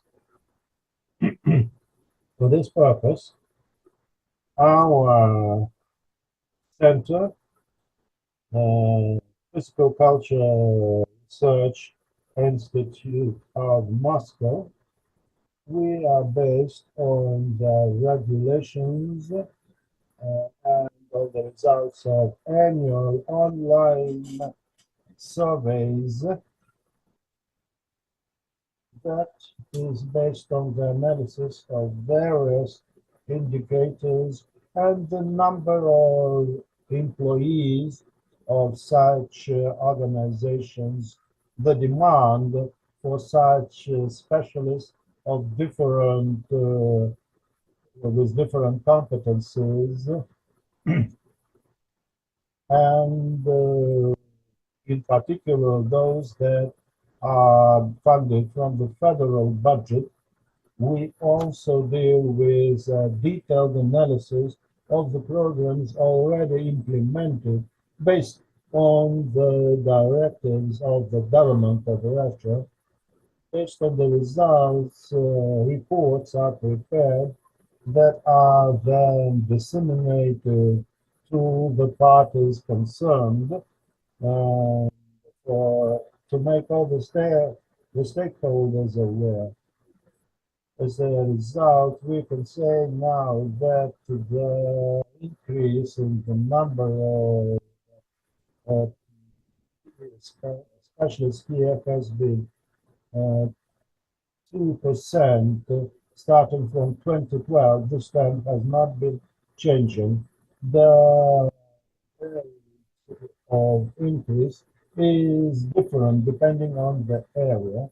Here you can see those dealing with additional education of children. They're very special. For the whole period of time, the ratio between the students and the coaches, the number of students per coach, has not been dramatically changing. When speaking about teachers, if you look at the productivity, you can see that here for teachers, it has grown to up, but with instructors of physical culture, it is 710 persons per student, while in some regions it is over 3,000 or even 7,000 coaches or instructors per student. That's why these trends characterize the special features of employment in the area of physical culture and sport. And the age structure is also different. Basically, for the Russia as a whole, it is 25%, 50% of young people work for fitness centers, and by the qualifications, 90%, 79% are those who don't have university education, higher education. With schools, the situation is better, but with fitness centers, the requirements are much milder, are not so strict. And starting from recently, stricter requirements started being used. I should also mention that when speaking about special features of particular regions, we should not forget that we try to explain in St. Petersburg, it's quite typical of St. Petersburg that there has been a reduction in the number of personnel maintaining sport facilities. They have mostly their management teams, and most of those who use it are on the books of various sport organizations using the sport facilities. If you look at the situation, the best situation is in the Tambov region.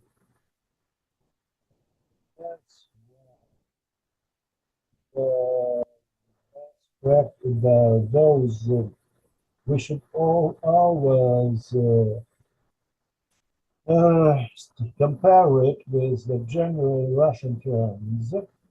Given the dynamics prevailing in the country, we should get more detailed information to come up with better judgments.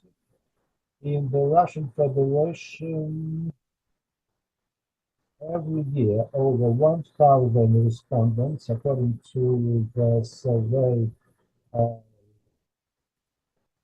No, it's not in this slide. There's the Tambov region, the Russian Federation, the Komi Republic.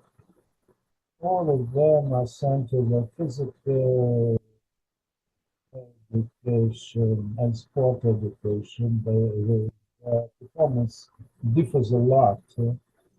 According to a survey of 2022, which involved 370 organizations, the demand is only 2%. The long-term trends fully coincide, though. There has been an increase every year in public municipal organization. In most cases, the demand is high for uh, teachers and coaches. When it comes to professional upgrading, it is mostly for confirmed by what I have already mentioned. It is that when we study the trends of the federal statistics for different organizations, the employment in this sector has several peculiar features. First of all, it is teachers and coaches who work full-time, while the other specialists do not work full-time. And for fitness instructors, it is also a full-time occupation, but most of them are self-employed who simply rent the fitness club, and this is caused by the special features of taxation in this country. But this also has an effect on the situation in this sector. Starting from 2020, the universities that are controlled by the Minister of Sport of Russia, almost 60,000 people were trained at the universities of the Minister of Culture. Now, the number of places for physical education and for upgrading courses in each particular region, it is implemented in different ways. Given the fact that there is no government regulation in this sector, this sphere, and all of them have developed and implemented their own activities. First of all, it is mandatory review of teaching programs for university level. Then it is the information openness of the content of education. Then it is regulatory support based on the administrative order by the Minister of Sport of Russia, and also those the reports on the compliance with the terms of reference of the Minister of Sport of Russia are to be realized at the end of every year. It is also necessary to give a chance to the students to undergo testing. In most regions, a larger portion of students. This slide shows the distribution of students from by educational organizations.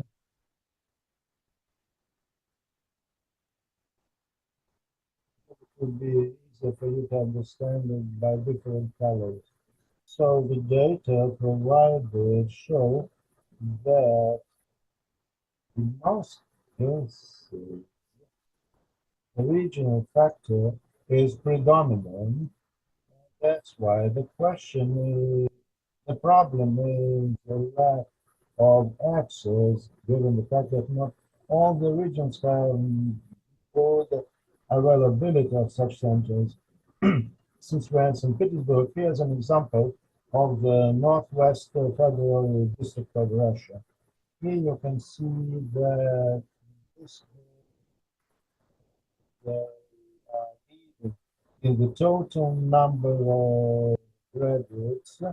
It is St. Petersburg, Pskov region, and Leningrad region. That is to say, those who are near the centers of the district. Quite high activity has been noticed, and we should also mention the Republic of Karelia and the Komi Republic. Karelia, quite a few students were trained to another center. Only 5 universities, if we go back to this slide, that have trained more than 1% of students from all the federal districts. It is certainly the Lesbos University of St. Petersburg, and also for Tchaikovsky Academy and Chukotka Academy. the thing is that this slide shows that not only it is also the activity of the structures that are engaged in the implementation of the federal project that is of major importance. And basically, now speaking about the schematics of this, I should say that for those people who don't have professional education in our area, the station is different. Fortunately, one slide is missing from what I have prepared. Every year in the Russian Federation, 20,000 young specialists are graduate in the Russian Federation. Over the past 20 years, 10,000 people start working after graduation. And for the other 10,000 people a year, it is those who were represented before. In 2013, 25% of the total structure who joined the labor market were 25%, but 10 years later, the structure changed. It was already 50%. And now it is also reflected in the context of professional standards. The thing is that the requirements for the graduates of universities and secondary professional education are different. Here you can see those who have education, and I mean the key educational programs for bachelor degree, doctorate degree. Additionally, they can be obtained as part of upgrading education, and also at the end of one's classes at the university. And the third thing is that quite active today are those who engage in targeted, in addressed education. And this is why when talking to the regions, we have seen that such short-term courses could be quite useful to fit them into the system of education in our field. So our research has identified the current trends and the demand for specialists of different qualifications and the results of government regulation in this area, and as well as the recommendations on areas of research that could be recommended. We need to expand the number of the populations of students that we study and look into the reports provided by different reports. And we should think about the implementation of education programs, not only in terms of their quantity, but also in terms of their quality. Thank you for your attention.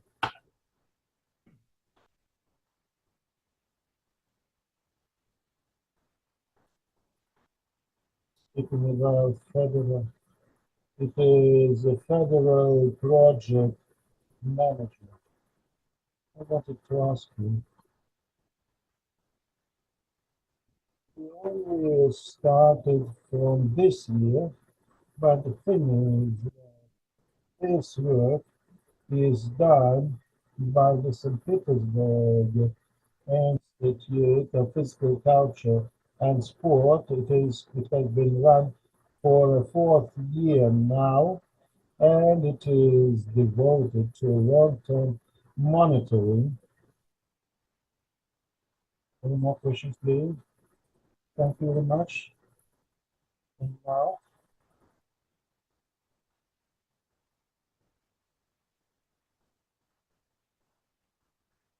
The next speaker will be Elena Mikhailova from St. Petersburg. She will speak on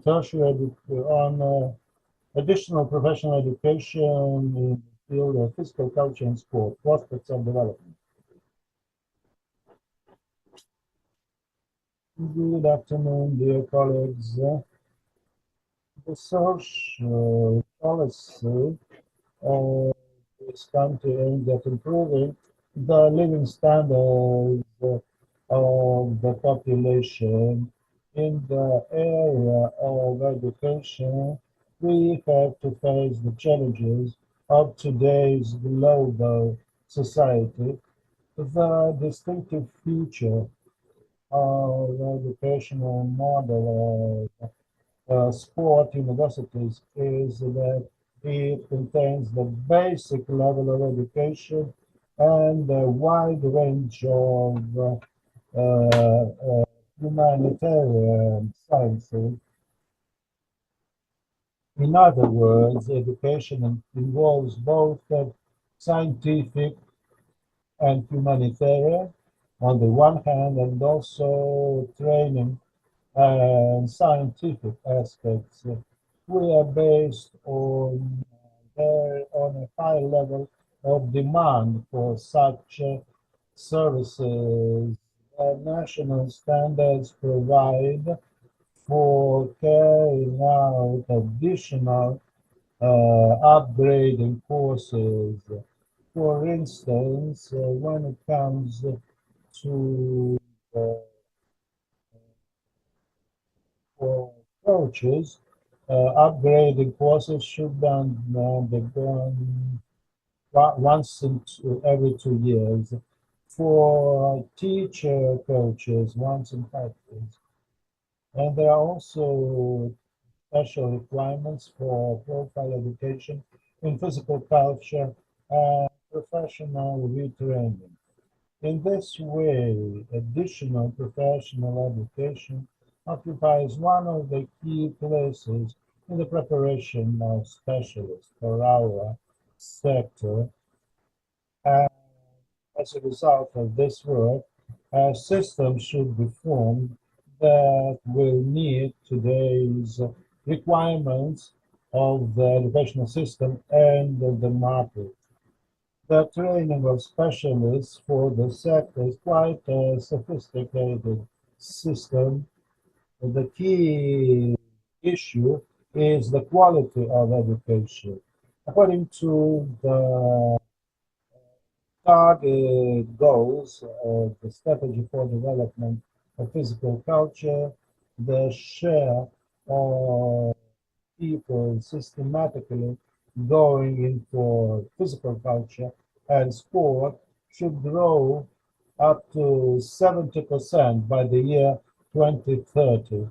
The number of staff specialists in physical culture should grow up to 649,000 people, and the number of specialists that need to be prepared every year should grow up to 34,000. And now, commenting on what Mrs. Marina has just said, every year around 20,000 specialists are trained for the sector. Unfortunately, not all of them stay in our sector, and they choose another career in another sector. That is why,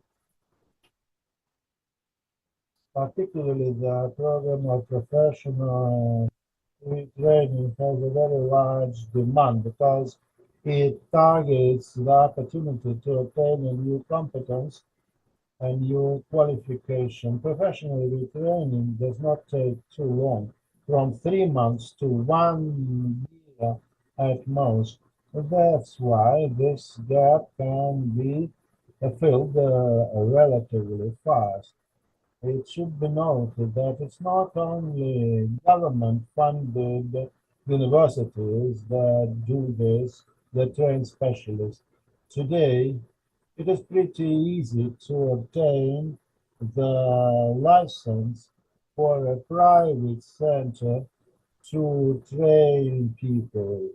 It includes obtaining approvals from the sanitary bodies, from the authorities, from other authorities, and the availability of funds.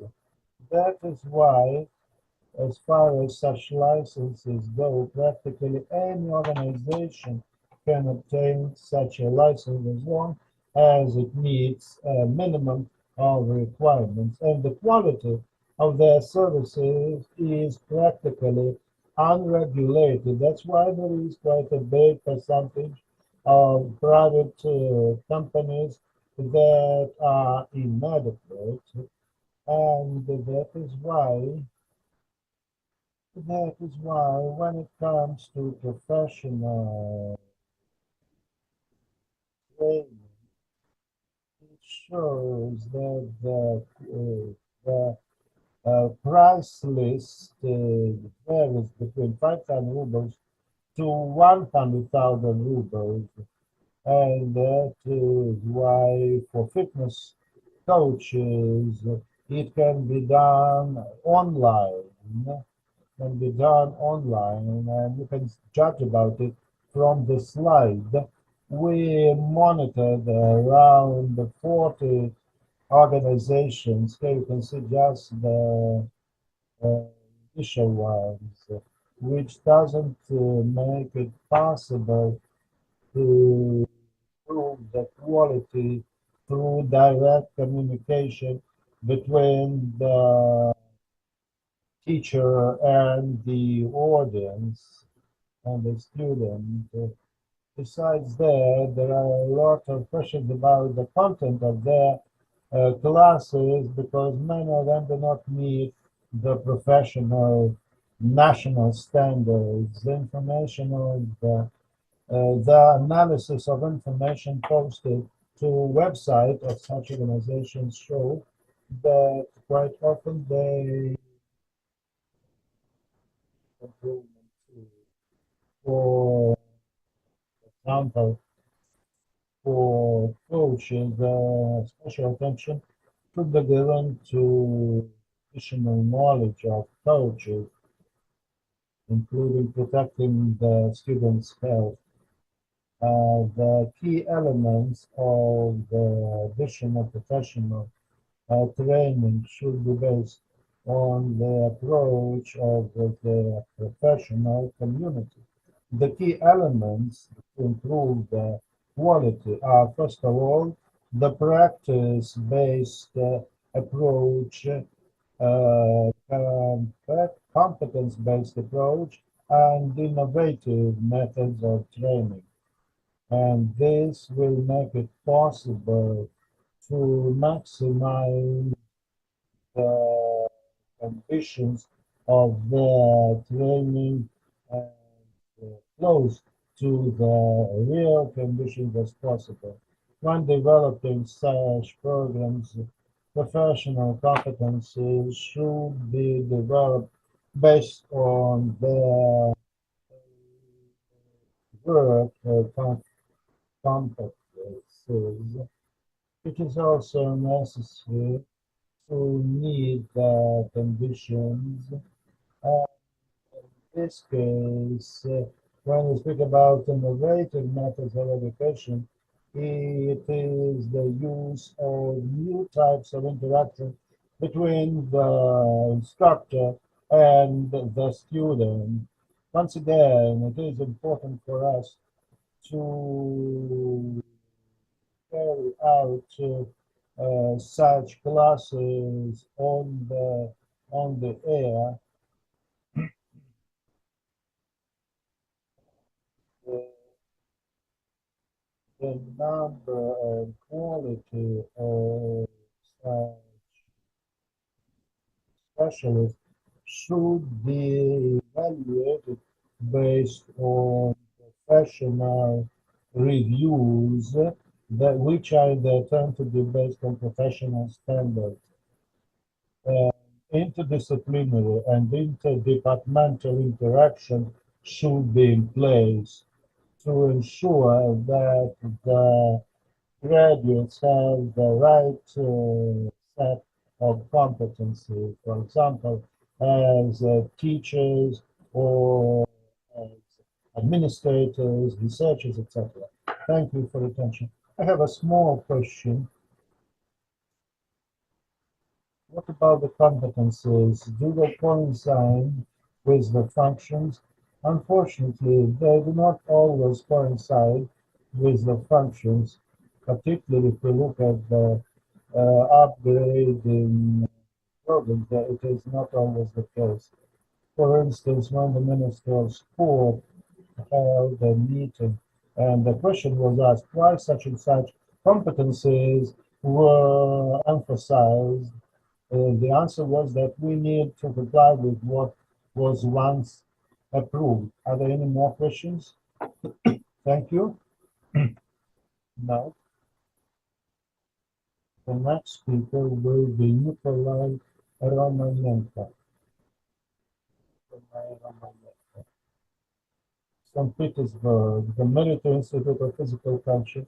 He will speak on methodological culture specialist in physical culture and sport, the essence, structural analysis, and key areas of development.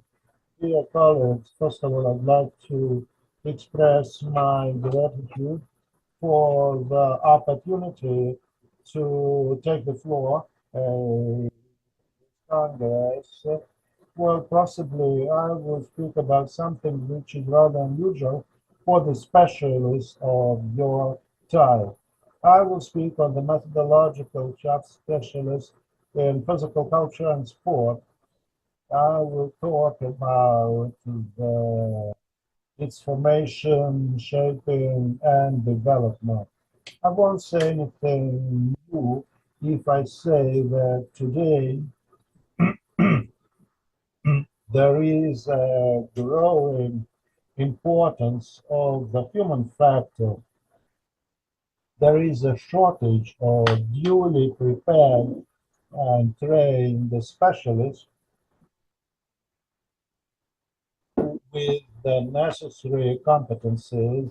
After we have listened to various presentations, first of all, I'd like to mention a great presentation made by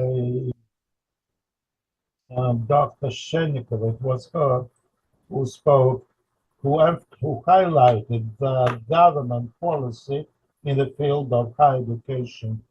And she also emphasized the importance of professionalism for those specialists who work in our sector. That's why I believe that in our sector we should give more emphasis not only to the practical preparation of instructors and coaches. We should not forget about the fact that theoretical preparation, theoretical training is also quite important. I'm a professor Military Institute of Physical Culture in St. Petersburg, and I'd like to emphasize that professionalism is based not only on practical knowledge, but also on the knowledge of methodology and the experience for based on the work for thesis awarding boards. The understanding of the meaning of methodology is not always there. That's why I wanted to emphasize that when it comes to methodology, there is a focus on it in various research papers speaking about the conceptual approaches. Certainly, it's not a lecture now. That's why I won't mention all the papers by all the papers by various scientists, such as works by Ponomarev, who looks at it from the viewpoint of methodology, from the viewpoint of holistic approach of human use and methodological reflection. Next, methodological reflection is something, if somebody has it, that person will be able to correctly organize his or her work, and it is also, according to Krajewski, it is a culture of consciousness as a basic component of methodological culture for the specialist. It is also papers by Bontarevskaya on the interaction between the methodological culture and the subject. It deals with the organization of activities.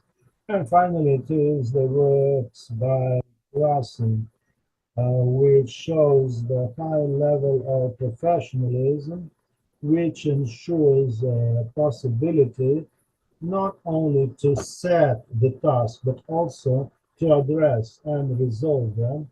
And it won't be quite modest on my behalf, possibly, but I'd like to say that we have also made our own contribution in this area.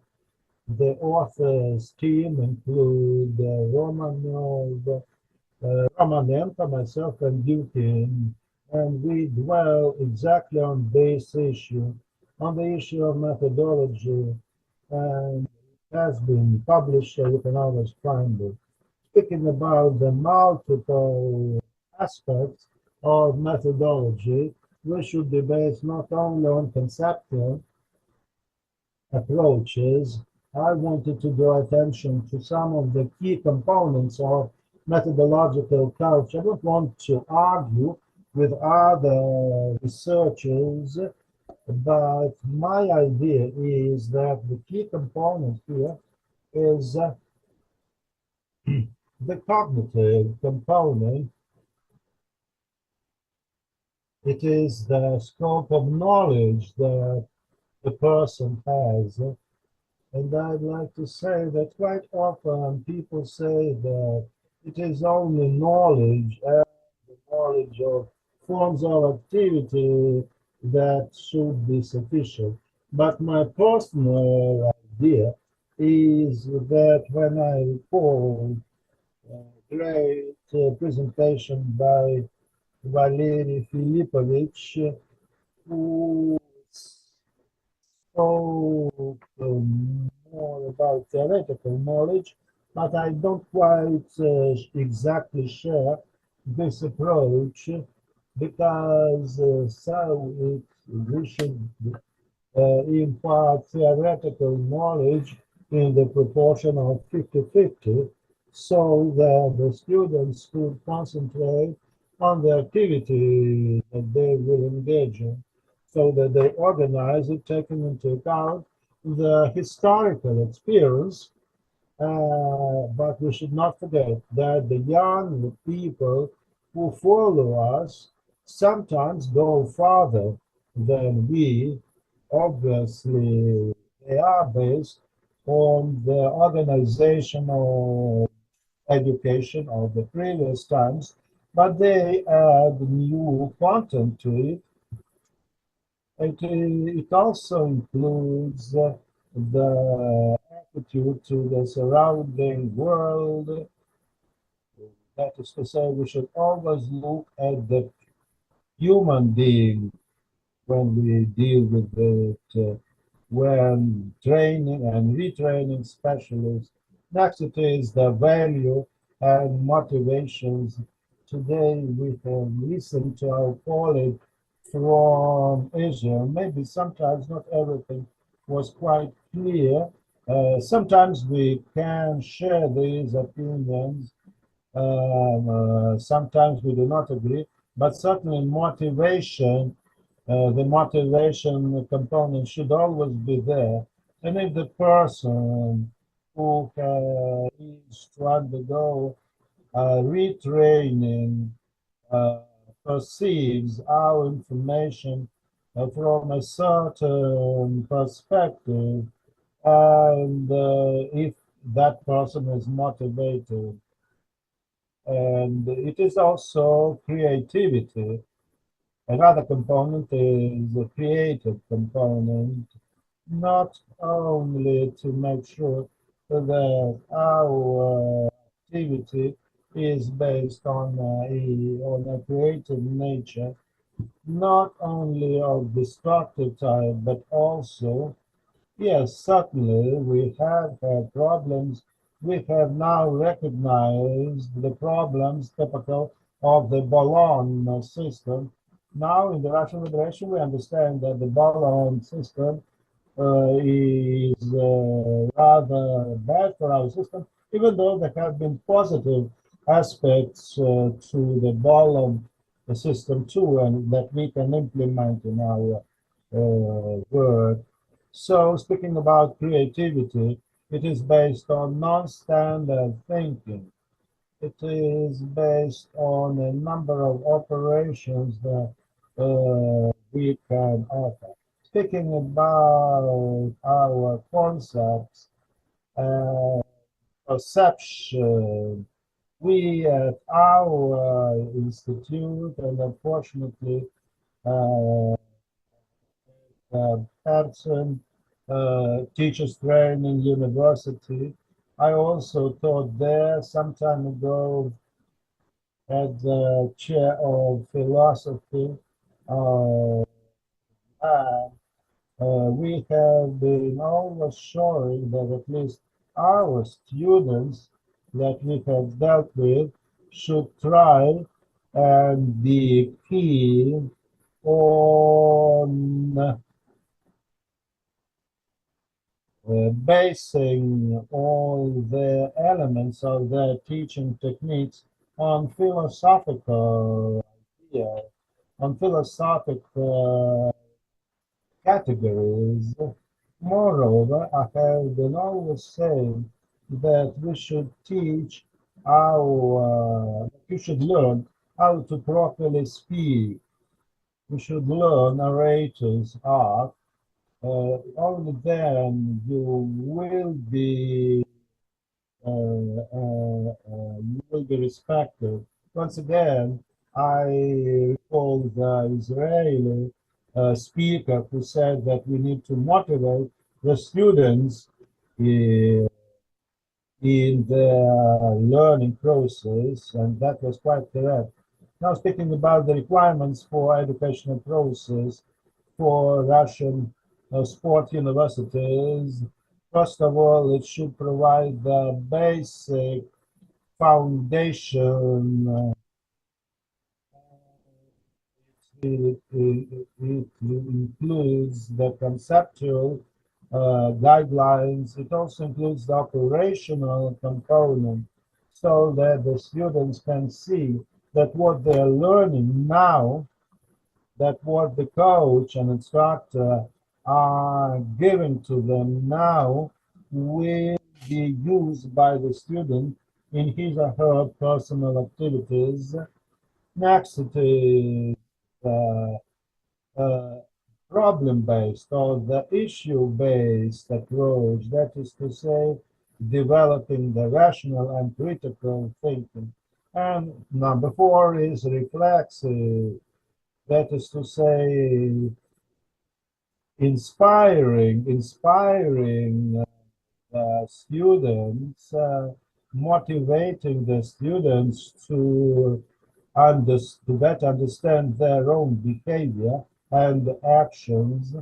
And I don't want to keep tiring you with my presentation anymore. Just wanted to say at the end that every researcher certainly has the right or even ought to be responsible for the information he or she teach.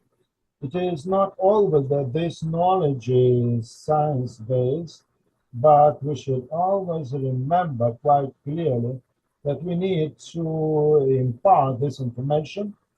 And I believe that when analyzing the activity of our specialists, the professional career of our specialists, we should be able to express our own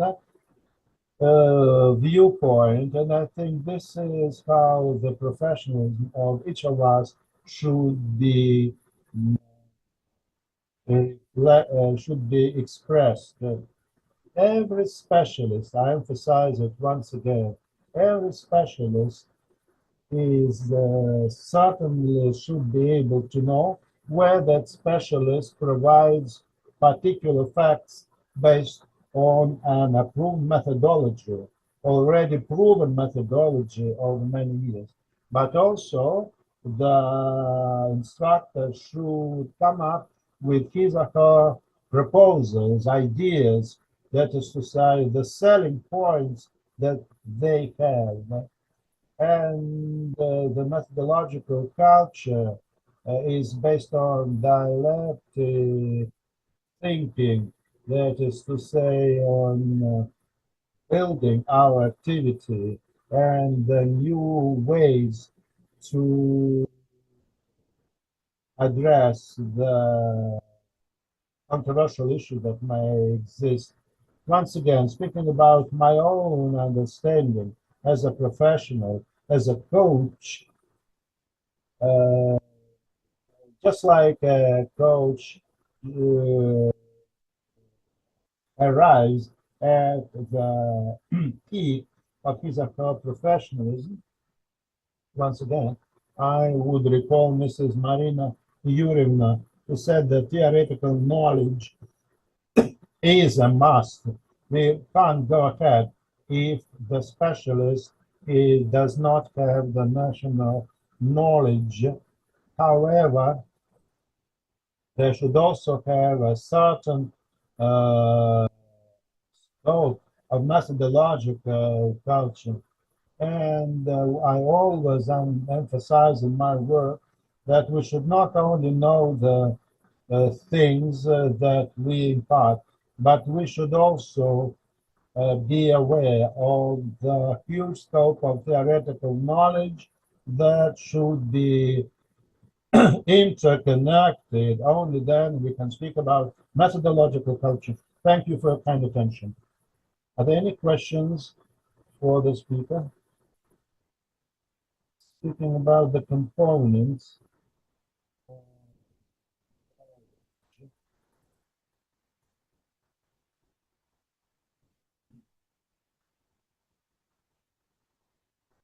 Well,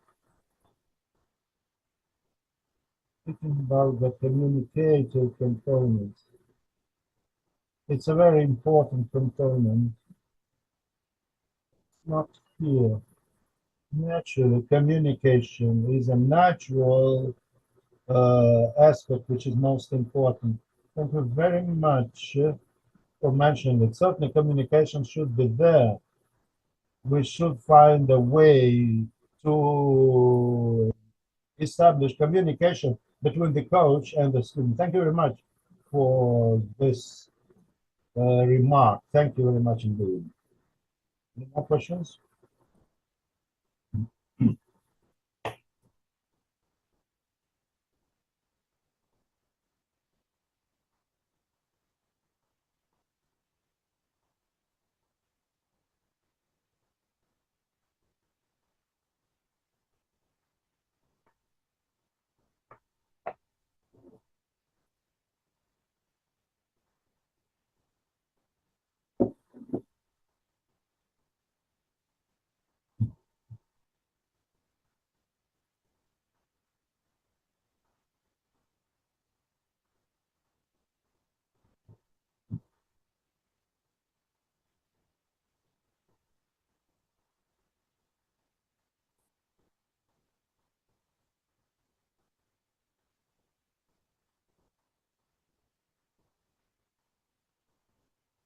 The problem that you have raised is that I wouldn't say that A and B define methodology.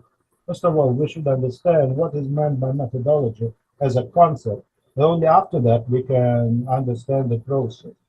So we should be quite clear about what we understand as methodology. Well, some time ago, we discussed it with Mr. Gennady Nikolaevich.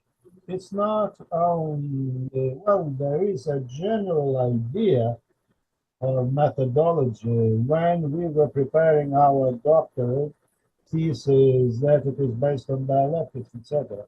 That is to say, first of all, it is knowledge. First of all, when it comes to doctorate thesis, first of all, it's the knowledge of the categories that are to be researched. Every doctorate thesis should be based on clearly defining the notions and concepts to be discussed. Secondly, it is not only training, methodology means the presence of links. For instance, the links between physical culture and the way of life. So this is once again methodology. How physical culture impacts human way of life, and on the other hand, one's way of life impacts physical culture. It has been mentioned by one of the speakers that it is just across the regions in Russia that in certain regions the level of development of physical culture is insufficient. So it's important to show this interconnection. Besides, methodology also suggests that we need to show the links between the root cause and the effect, the cause and effect into relationship. And then for doctorate thesis, etc., there are other details to be mentioned. So I can just describe it from the perspective of a philosopher. But in general terms, methodology is that when you look at any problem, now that I was asked this question, when you look at any problem, it is only natural that you should be able to be based on the basis available, on the basis already available. We shouldn't think that nobody before me has looked into this problem. We should be able to demonstrate that the problem has already been researched by other researchers and provide our own critical evaluation of the past studies. This is what I'd like to suggest. If you are writing a doctorate thesis now, understand that you are doing it, and that's very good. I think that it's not only just one building block after another. To understand that you will finally arrive at the result that you need. To answer the question, Zukin, you mentioned Zukin. Zukin also wrote papers. I can tell you of the schedule later on this side. Well, it's one thing to write something, and it is the second thing to organize things. Let us know. Okay. Well, thank you very much. I got my answer from you. Thank you. Well, dear colleagues, before we move to our break, let you look if you have any additions. Well, dear colleagues, we have fulfilled half of our program, and then let's get together at 3 p.m. And there were also people who wanted to take part in the discussion. We still have 5 more papers to listen to.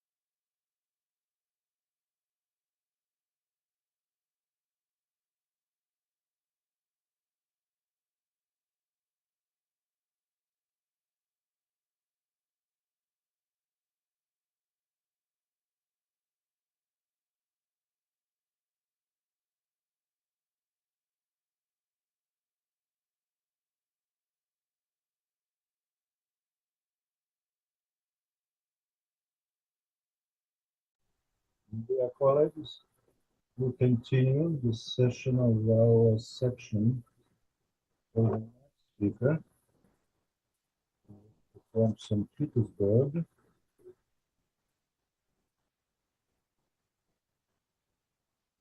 He will speak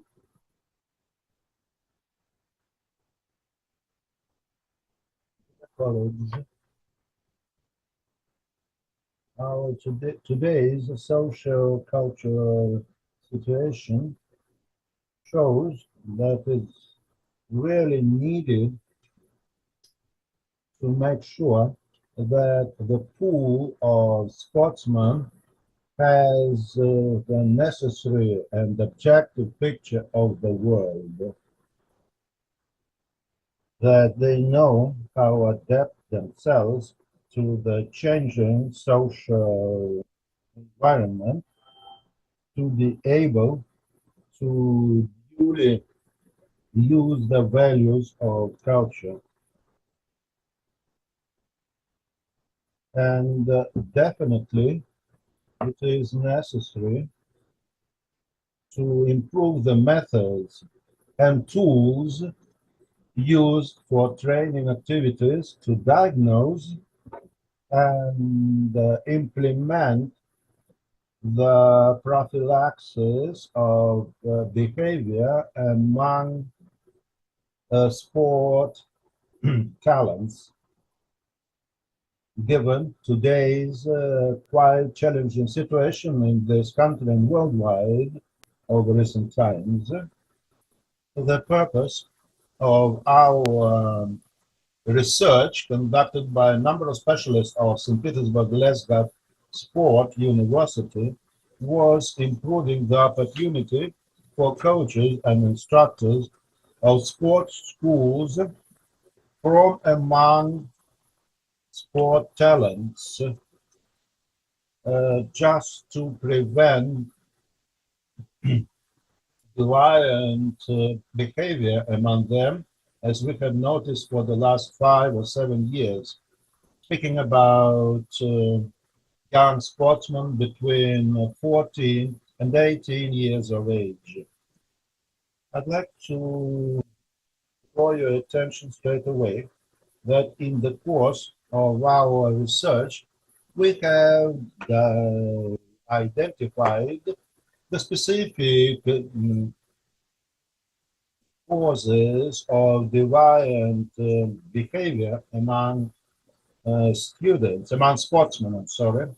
First of all, as a result of a profound, of an in-depth analysis, we notice that the moral standards have been losing their value in various sectors related to sport.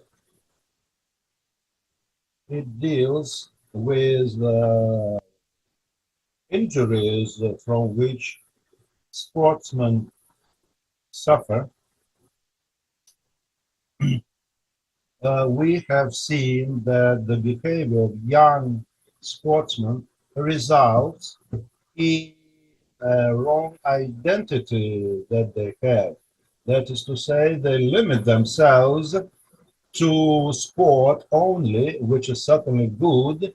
However, it limits the communication with the other circles.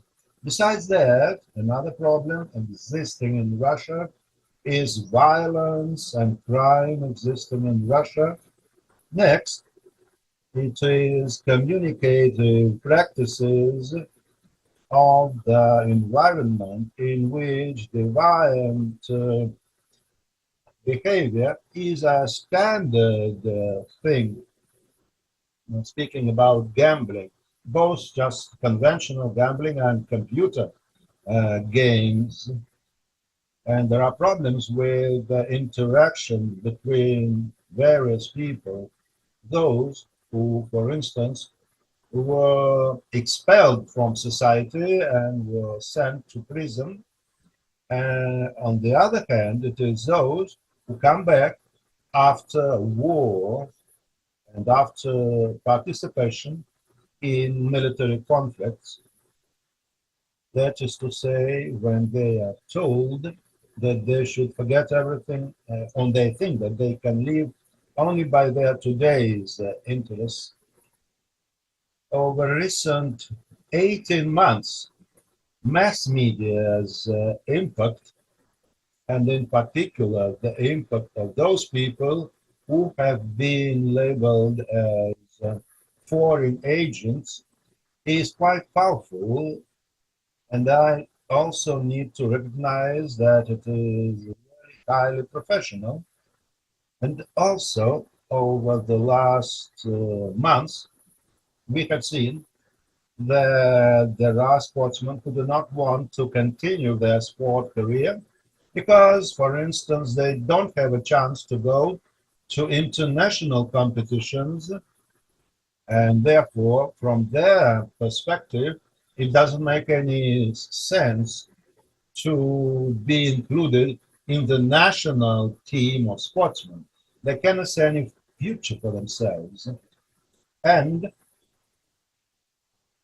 informal leaders is another reason for the fact that a social behavior uh, emerges among young people when they decide to change their citizenship or just want to stop going in for sport.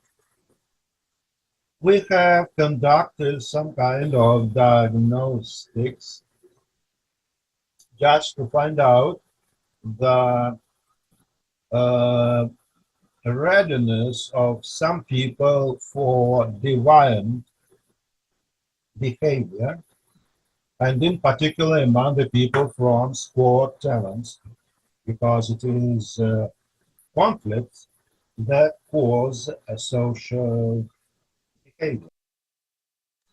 I'd also like to mention the predisposition to develop behavior. To some extent, we have seen that there are people who are predisposed to criminal offenses. And also, when we look at the results of young sportsmen, we had an unambiguous conclusion that a large portion of young people are really dependent on conflicts. At the current stage of our research, we have formed an experimental control group made of sportsmen between 14 and 16 years of age. We've selected them with the help of their instructors and coaches. We have used various techniques, and certainly this matter needs to be analyzed additionally. But we have found out the additional typical features that they have that may cause their deviant behavior. Before starting our pedagogical experiment, we conducted various discussions using various means, both in classroom or also in the course of conversations or just communication with the instructors.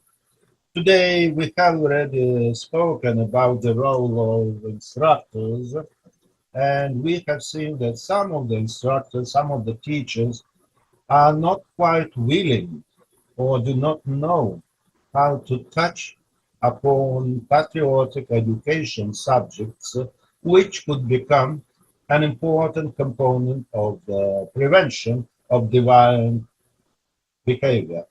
Based on a survey of a large group of people, of 209 people, we have discovered that a manufactured degree of social behavior was found among 2.9% of the people. In the course of our 18 months of studies, we have seen that sportsmen may find themselves in different groups, including those where deviation, that is to say, divine behavior is typical. I also like to emphasize that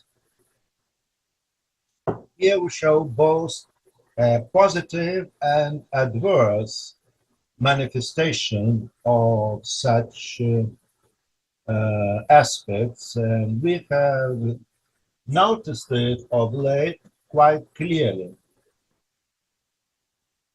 That is to say, manifestations of divine behavior now, in certain cases, have a positive nature, which makes them greatly different from what it was like during the initial stage of our studies. And it shows that today these factors are quite unstable. Speaking about preventive activities of the coaches and instructors in terms of preventing deviant behavior, it was done in the course of training and coaching, and you can see these things shown in the slide now. Very important here is to minimize the impact of mass media and social networks. It is really quite a burning issue because our work shows, and we have been actively conducting our research, and we understand that any modern gadget, any smartphone today, and we can see it perfectly well, can be one of the most effective tools which really competes with a great success with other means of influence. We have done work to study the work conducted in sports schools. We did it only in St. Petersburg because it was here that it was possible in the best way possible, while we couldn't, for instance, send our scientists to Sevastopol, though we think it would have been useful, but it didn't prove to be feasible. However, patriotic work is underway, and I should say that a very strong impact was produced by meetings with some important personalities. For instance, recently there was a meeting with Ivanov, our ski world champion in skiing marathon, and also with other people. And the audience, the young people, though they were quite young, around 15 years old, but the question they asked and the nature of their interventions and participation in discussions as far as their sport career is concerned and many other aspects. I am ready to answer your questions in a more detailed way if you ask them at the end. However, the outcome of such discussions has been very useful, and certainly a strong impact is produced by watching films.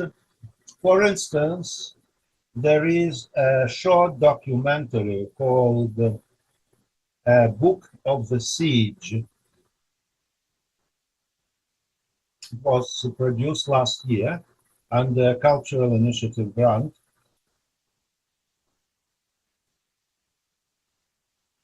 Sorry that I'm taking too much time.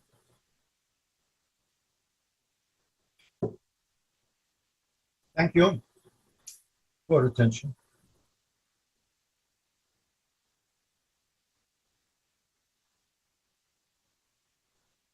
My first question is, what's the practical use of the results of your work? And secondly, you emphasize the importance of digital technologies and gadgets. How do you use these tools in your work? Because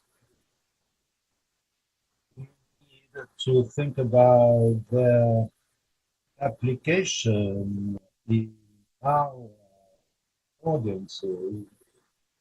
Yes, we've been looking into the opportunities, even though it is challenging. We have been in contact with Kirill Smirnov. He's been very actively investigating the subject of the so-called neutron type teenager. So it covers not only those who go to sport schools, but also those who go to secondary schools. So we do use these tools. Besides that, we made an attempt, even though technically it was quite difficult. We tried to limit access to certain tools, but speaking about our latest achievements, we have been jointly developing recommendations on the type of documentaries and videotapes that we would recommend the young people to watch.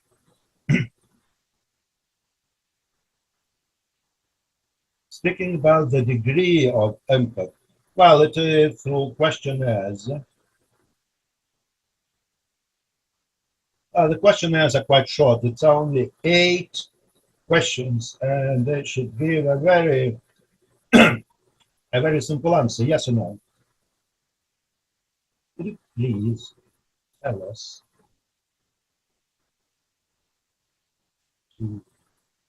given the changing social political conditions, speaking about the 15, 14-year-olds, to what extent you can protect them against adverse effects?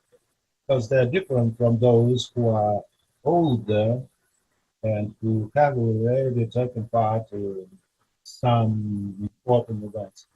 I don't know whether we can speak about any peculiarities, but speaking about the 15-year-old boys, and I'm speaking about boys, not girls. Among 15-year-olds, there has been a period of time when the special military operations started. Initially, quite a few of them started retiring, but because some of them tried to use the example of their older friends who left the country and so on. And also, in certain cases, it was done with the agreement of their parents. That is to say, sometimes even parents supported them because parents also thought that their children would not have any future if they finish a sport school. For instance, one of them answered to me, I don't want to try to join the sport university. But now I want to be a librarian. Thank you very much. Now the next speaker is Mrs. Rosenko. Internationalization of educational activity in the universities of physical culture and sport. He works for the Lesgov University of Physical Culture, Sport and Health.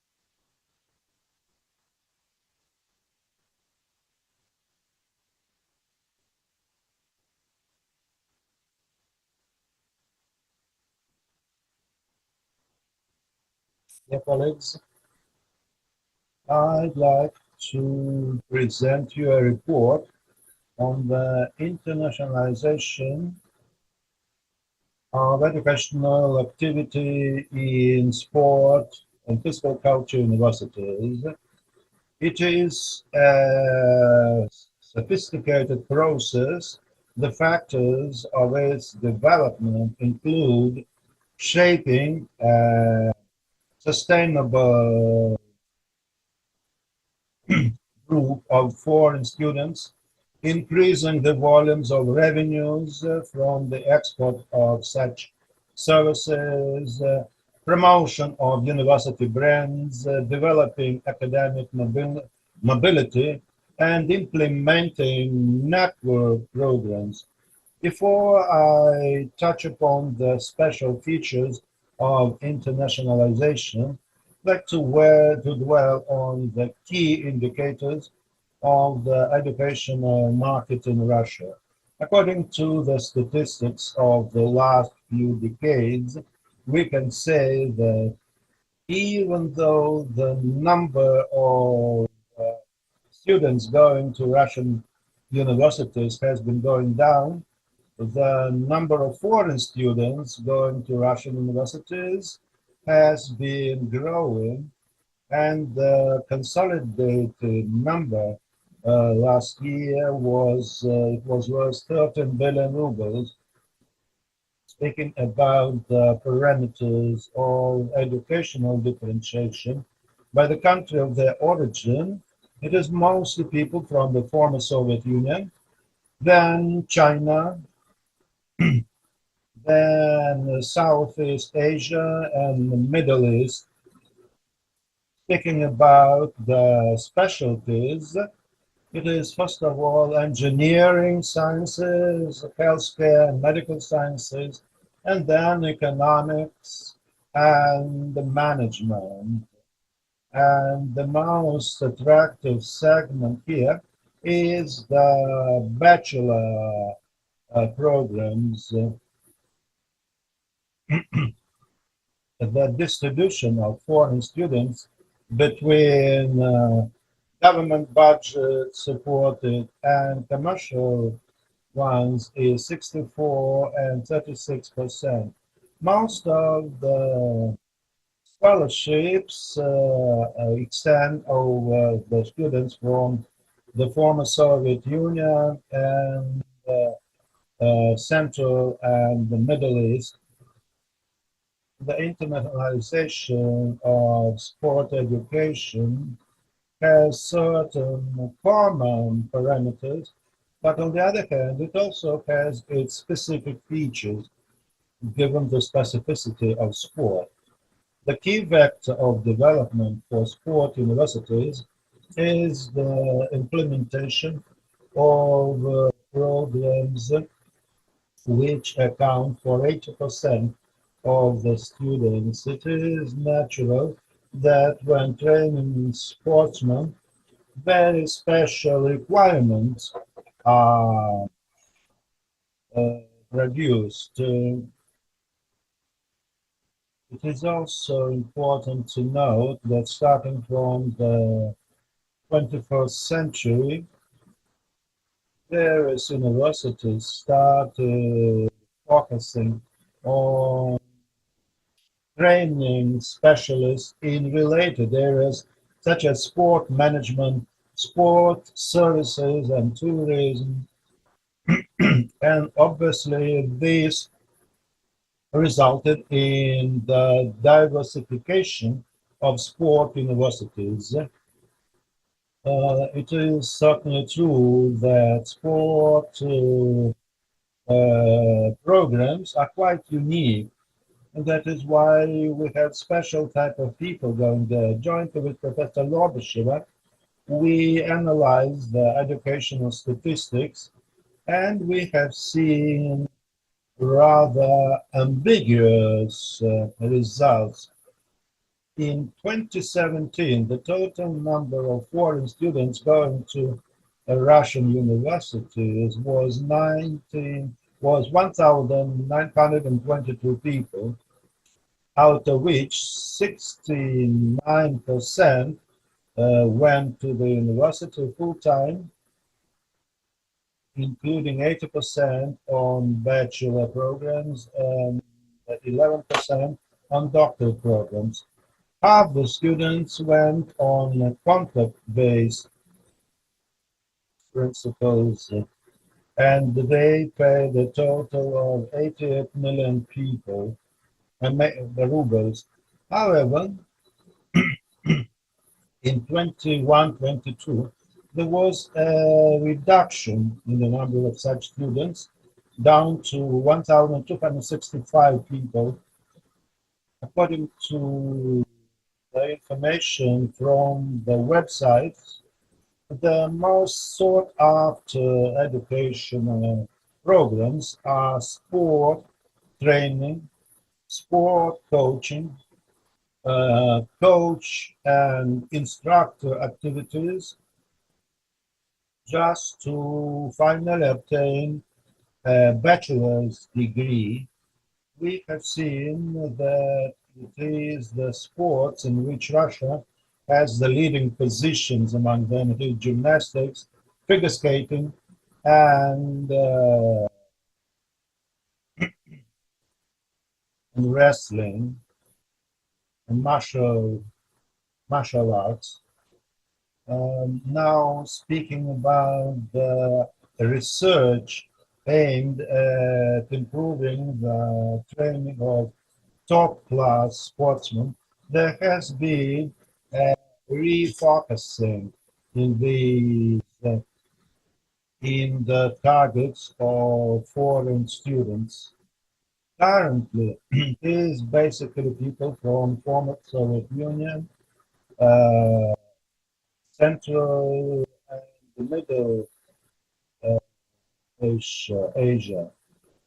There are certain limits that interfere with these activities, such as the COVID-19, the reduced mobility due to the pandemic,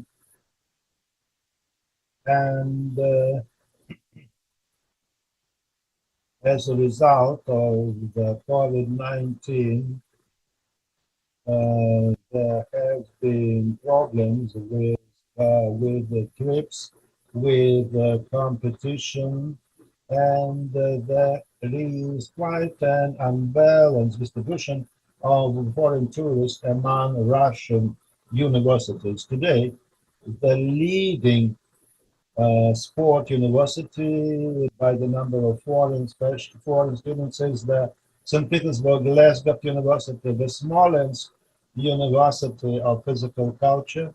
On the other hand, some of the sport universities do not train any foreigners at all, and this contradictory picture doesn't have a good effect on the development of an international educational space.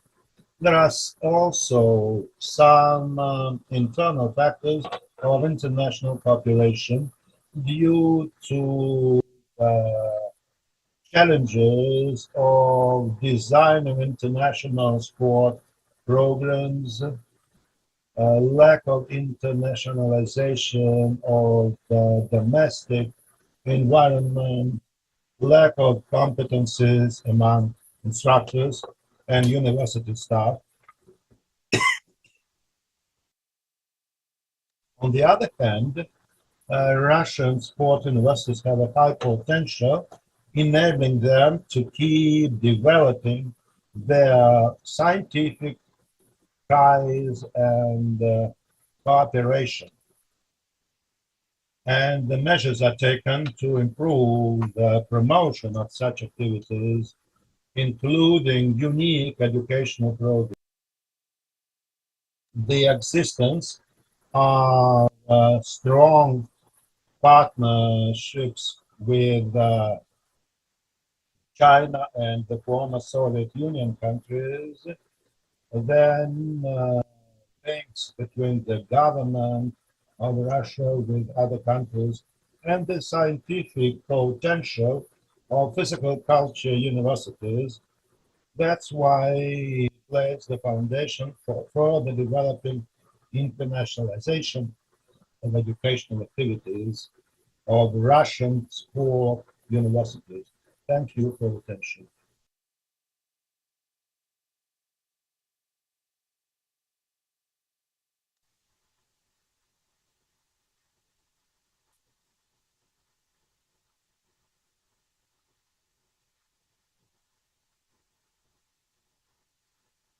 You mentioned the Smolensk Sport University. Is that correct? Is that the Smolensk State University of Sport? That's the exact name.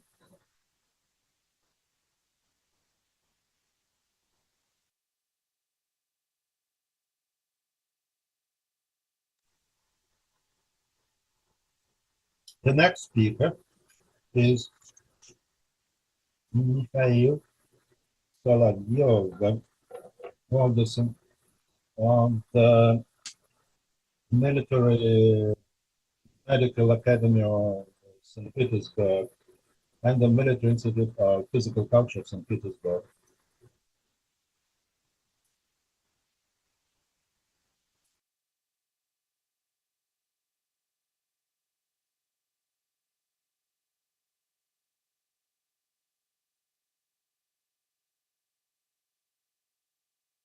Slightly modified the title of my report, but the key essence is there. The relevance of this problem, that of the fact on which our economic development and national security of Russia are based, is that when you ask the leaders of a military institution, they would say that the higher military school is one of the best ones in the world. The Ministry of Defense of Russia has a number of universities with tens of foreign students go. I'd like to make two more quotations. First of all, it is believed that Albert Einstein once said that education is what is left in you after you forget the rest of what you were taught. The source of our work, it was the practical need. The fact is that the instructors of our university are supposed to keep looking for potential scientific and research talents. Sometimes we can see students who perform very well, whose achievements are very good, but they do not show a good potential for scientific research. And on the contrary, there are students who are not so brilliant, but they make very good scientists.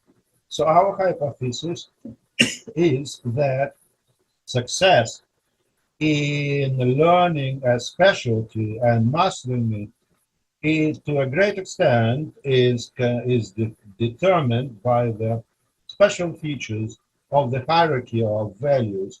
So the purpose is to provide a brief characteristic of students, and the task is to give characteristic of their intellectual achievements and to identify the hierarchical structure and extent of implementation and frustration among students. We have surveyed 33 students of those were graduate students. Women were higher in number. Their achievements during their education at secondary school were based on the average result of upon graduation from secondary school. The individual hierarchy of their needs was studied through implementing methodologies that allow to rate various strata of Maslow pyramid of needs. And we also took note of the need for hierarchy. Well, possibly I don't need to dwell in detail on Maslow's system of needs. Just wanted to draw your attention to this work of Maslow that was published in 1943. You will see that in the classical work, it wasn't a pyramid that he presented. It was just a narrative part of his work, but the pyramid image was developed by subsequent scientists. So here we can see that it includes physiology, security, uh, involvement, and then finally self-accomplishment. Here is our blank methodology so that every student is asked to prepare his or her own scale of needs. So speaking about the results that we have obtained, we have seen that the performance of our students, both during secondary school education and university years, was more or less the same. To a great extent, it is due to the fact that some of the civilians who joined the university were those who couldn't join the government-funded institutions. By the end of education, though, the average score was going a bit down because the socioeconomic situation was changing. The frequency of participation in scientific circles was more or less homogeneous, but by the number of scientific papers, there was a lot of manifested heterogeneity with women, basically. Women have been more active publishing papers, and civil students are more active than military students. Speaking about the graduates' needs, it is first of all physiological needs. Next, it is the need for security and self updating. Then it is social needs, number four. Number four is cognitive needs for self-accomplishment. And the sixth place is shared between the needs for socialization and the static needs. And the last place is taken by physiological needs. This is what it looks like in a table format. In a classical situation, we could have seen a maximum of results along a descending diagonal. However, we can see that physiological need is given large places by most students, but the same group is also very keen on self-implementation. Speaking about the secondary school score, it did not correlate with anything, but the average score at universities did correlate. Then the participation in student scientific uh, groups uh, was there. And speaking about the delta between the maximum and minimum results, and as far as the number of papers is concerned, it had a positive correlation between the self-respect and the achievements. And in fact, in Maslow's paper, we found a confirmation of some of our findings, and this is why I show this quotation here.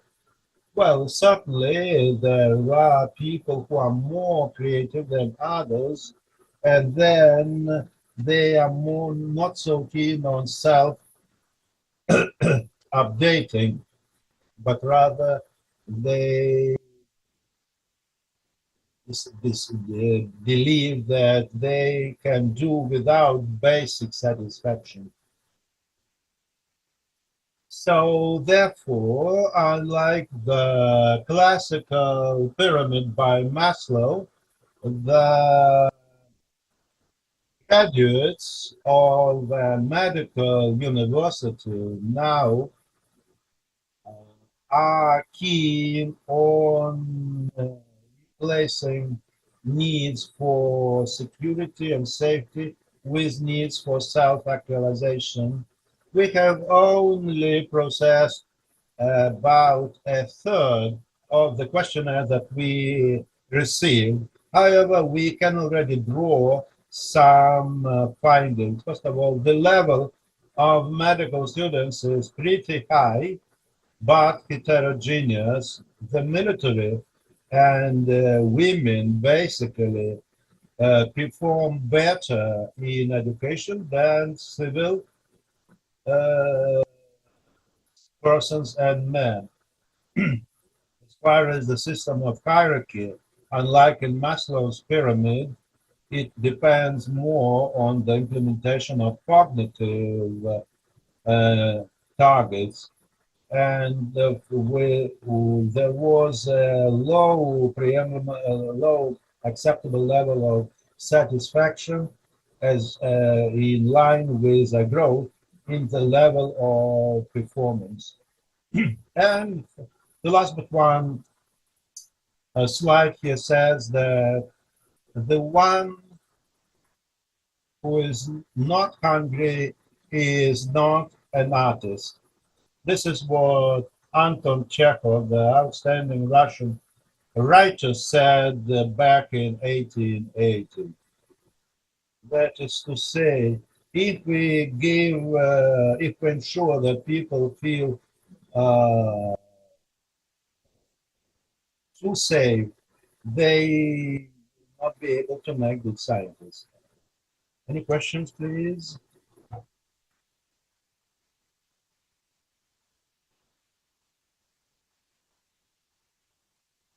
Well, Mr. Mikhail, I could ask you several questions. Well, maybe they will just be in line with each other. In the 1990s, say between 1992 and 1999, or maybe up to the beginning of the 21st century, there were a lot of research made on self-implementation and so on. There were really lots of them. And everybody certainly was focusing on Maslow's pyramid. But could you tell me why is it that now you are emphasizing this approach of yours? Maybe it wasn't discussed at medical institutions. Speaking about stratification, probably could use your presentation. Why do why did you mention stratification? Thank you for a question. First of all, we are not planning to make a doctorate thesis based on it. Our purpose is that quite often the same things may have a different view if we look at them from a different angle. That is to say, we all were quite familiar with Maslow's hierarchy, and it was taught as part of medical psychology. Here, we tried to, to try to modify Maslow's pyramid just through the use of additional practical considerations based on our methodology, as we believe. It is still a hypothesis, but we are going to try and say implemented for third and fourth year students just to make sure that such students can successfully implement it in their research work. But speaking about stratification, as we know, stratification is just dividing something by layers. That is to say, since it is a hierarchy of needs, it's a rather conditional thing. Everybody in his or her life implements his or her life strategy. That is to say, if there is no option now to take part in international competition, some young people want to be librarians. Or now, if somebody understands that won't be able to be a military doctor, he may start doing academic research. But speaking about stratification, do you suggest your own stratification different from Maslow's? Well, we suggest our own modification. We added two more scales to Maslow's. That is the minimal satisfaction of needs and the actual availability of such opportunities. Well, you showed a lot of links, but you said that some of your students preferred self accomplishment to satisfying their needs. What are they based on?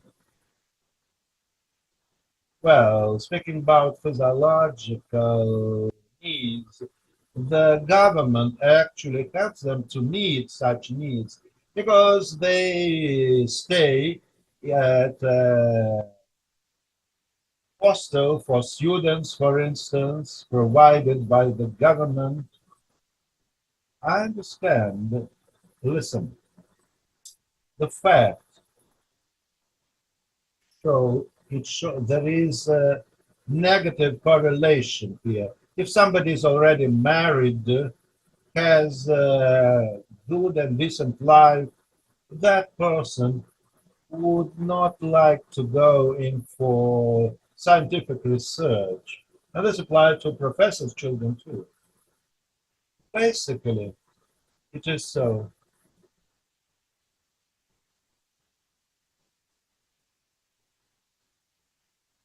That is to say, somebody is hungry, he would rather prefer scientific research then. Is that right?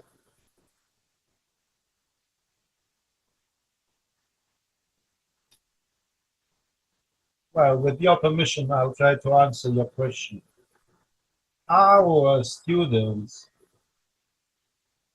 have their basic needs met at a basic level. They have their accommodation at a hostel, which is more or less equivalent to a two-star hotel. They are well fed. They are provided with the uniform because it's a military institution. If we don't spoil them with offering them private cars, etc., we can then make them follow our model. Uh, but speaking about the needs of our students, the needs are met by 50%, let's say. Clearly, if somebody is absolutely hungry, it's impossible to survive. This is the type of people that we have as students.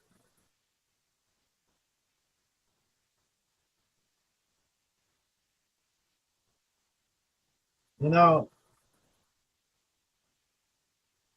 well, the best option here is hierarchy. Could we say estimation? It is estimation by assessment. It's a subjective assessment of an object. That's the way we should understand it. Thank you.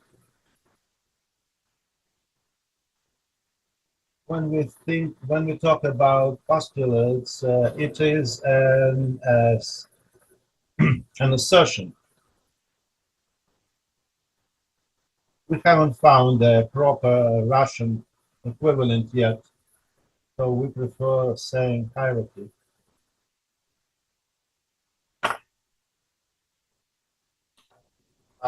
Mr. Mansur Jumatov of the St. Petersburg University of Physical Culture, Sport and Health with a presentation on translation of traditional Olympic values in the educational process of specialists based on adaptive physical culture. Thank you for the opportunity to take the floor. Thank you for the opportunity to take the floor exactly at your section. Just I'd like to draw attention to the fact that this section deals with discussing the preparation and improvement of qualification for specialists in physical culture and sport. Today, I believe that we will mostly dwell on the subject of translation of Olympic values in the educational process of adaptive physical culture specialists.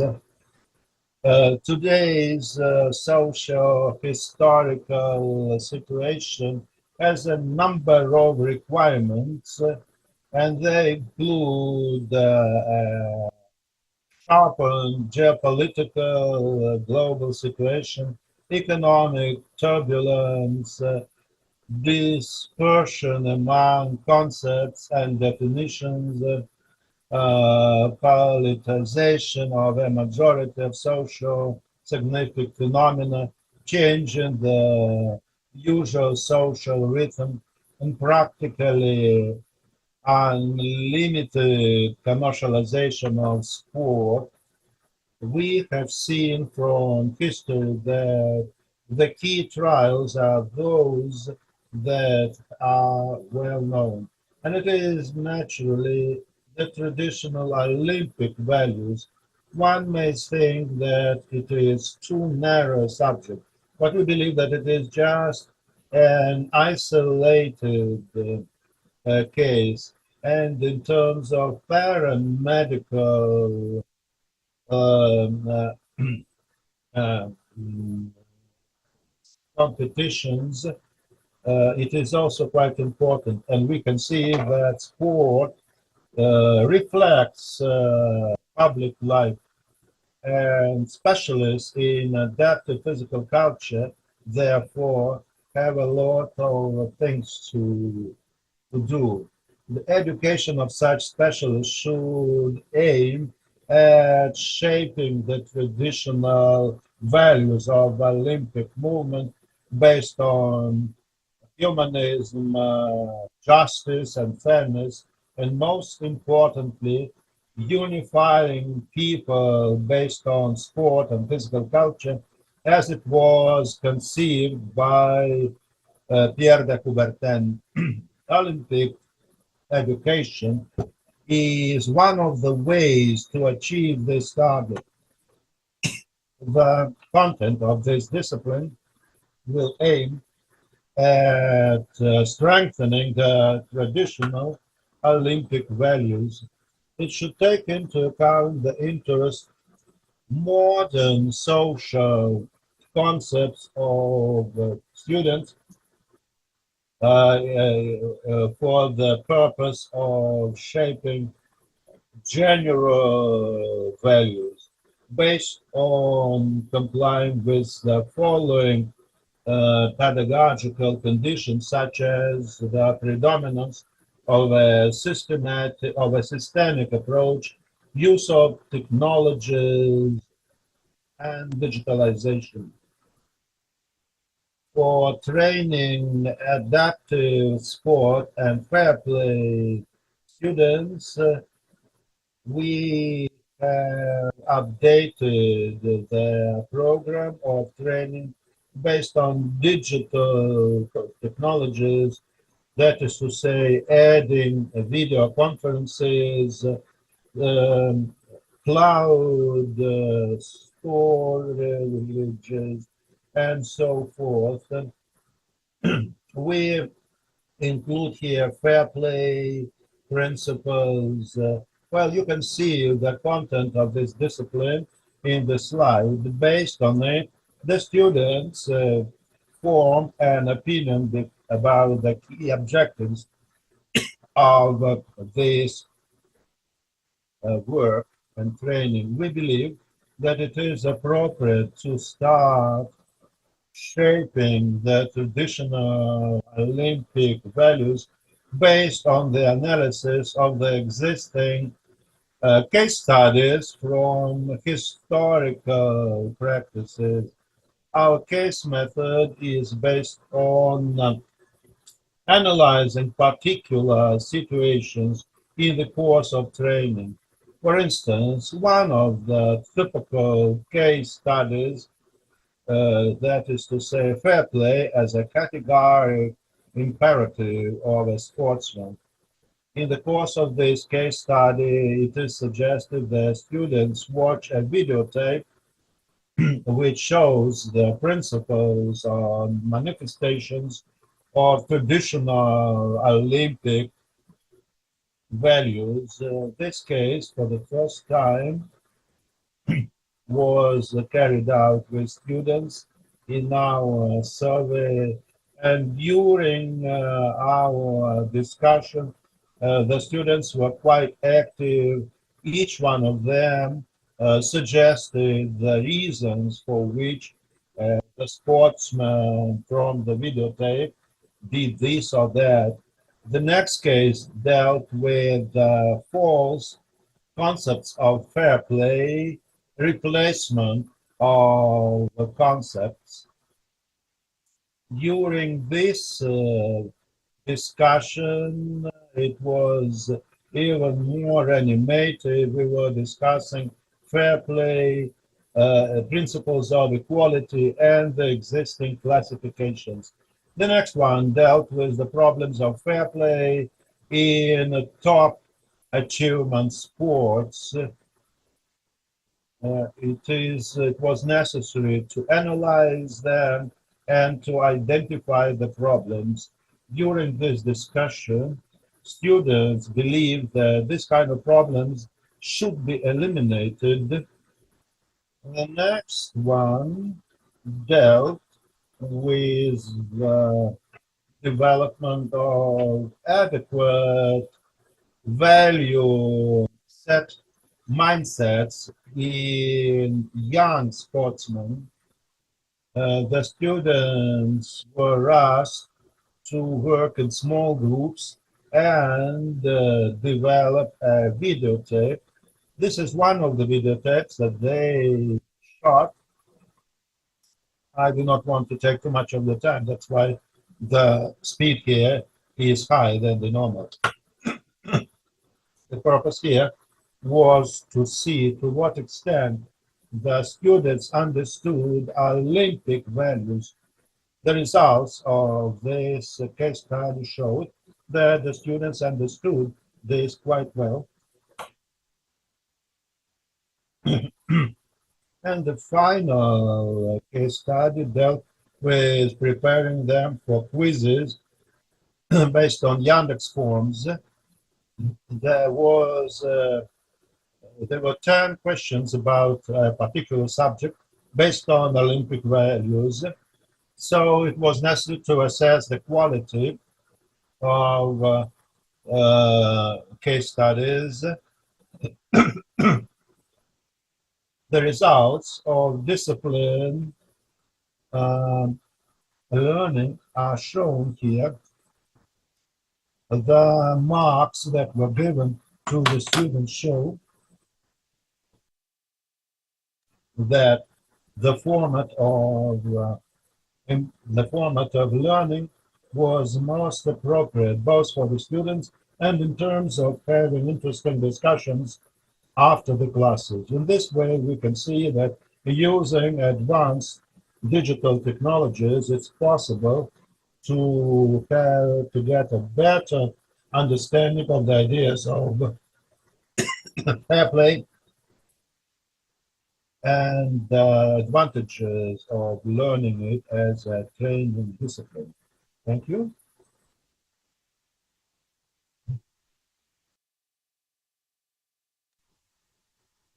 Was quite interesting. Could you please tell me, thinking about today's environment, when traditional values have been kind of dying away, when Coubertin's ideas naturally have been fully eradicated, how can we speak about traditional values? How can we apply it to the modern environment in today's world when those things are practically not related, not connected with each one? Thank you for your question. All I can say by way of answering your comment, I am quite a young instructor. I have been working as an instructor for a bit more than a year. But if you look at my third case study, the problems of fair play, we had a dialogue with our students who some of them were just students, some others were already sportsmen. Some of them therefore said that if I'm very good at skiing, why can't I say that this is just an advantage that I have for a future? But as part of our discipline, we'd like the students to understand that the main idea is that sport unites people, unites everybody, and that's why our conclusion, the most popular conclusion, was that probably we could just break down Olympic sports, separate them from the other sports, applying different rules. Probably those ideas were not quite correct and contradicted the traditional Olympic values, for instance, the participation of transgenders, the use of doping, etc. However, today's students are pretty good at establishing contacts, and it's possible to develop a dialogue with them because ultimately they do agree to our conclusions. That's why they say that professional sport is one thing as Olympic sports are different. That's that's true. That's what they suggested. Let's get back to what it was like before Olympic movement was initiated. Speaking about sports, there is a great demand in this country for providing opportunities for disabled people to compete using their carts, their wheelchairs that they normally use. On the one hand, the answer is yes, but just to give you an example, I'm now a second year student, postgraduate student, and a member of my group where I study is twice world champion in spear launching for para competitions, but they themselves make their wheelchairs, they themselves make other accessories they need, and it is possibly just an engine of progress for us. Here in the middle, you can also see that there are two sportsmen in the middle with one prosthesis, and the other two on the sides have two prostheses. I have a question. It's a very interesting subject. I'd like to look at it from another perspective. In your presentation, which has been very interesting, why didn't you mention, why haven't you referred to the statements made by the president of the Russian Federation about the need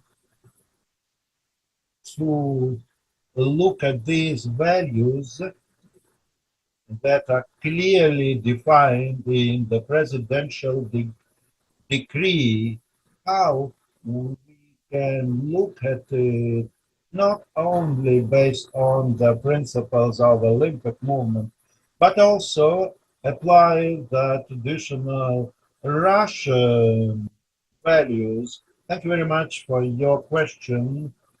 Well, I would possibly answer that when we were studying the system proposed by Pierre de Coubertin, that time there was no Olympic movement in place.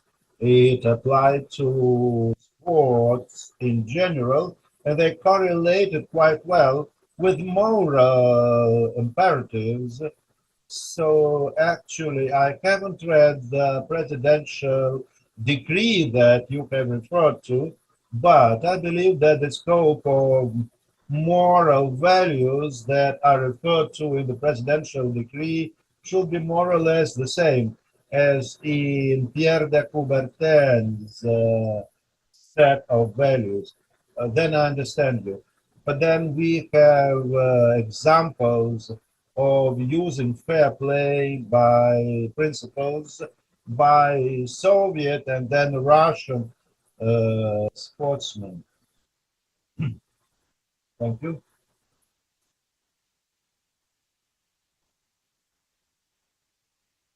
That's possibly for another presentation. Thank you very much indeed.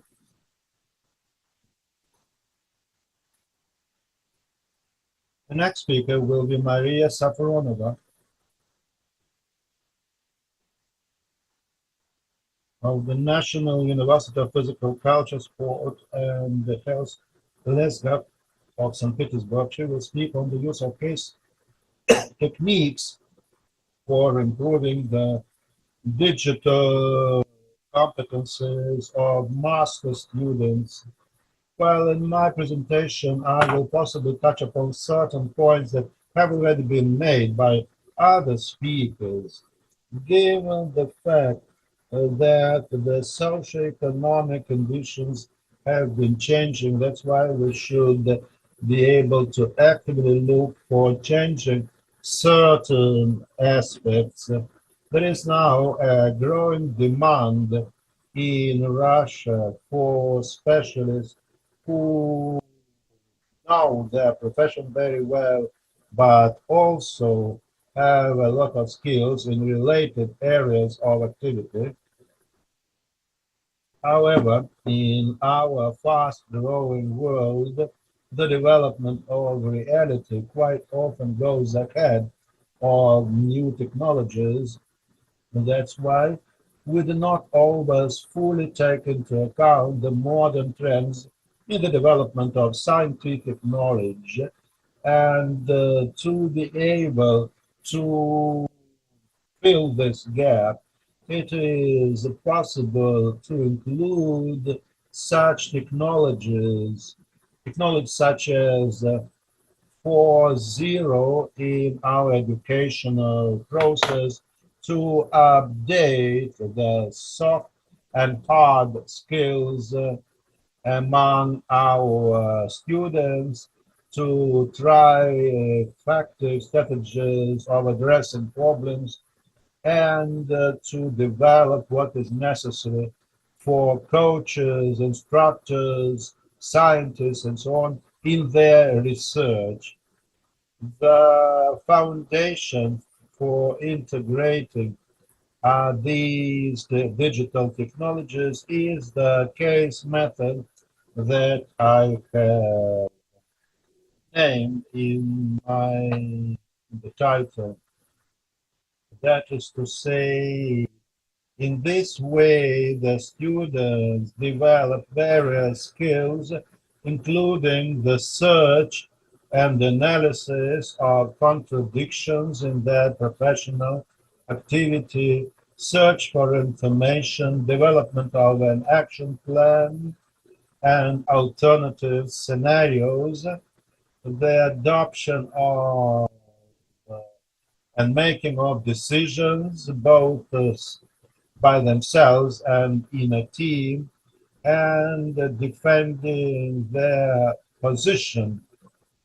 Speaking about the environment that we needed to implement this case, he developed a case that integrated uh,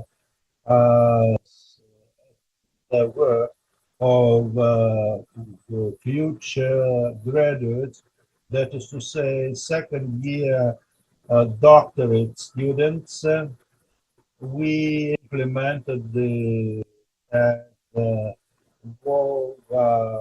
University, and it was done to partly on first year doctor students who were also had some skills, some initial skills required.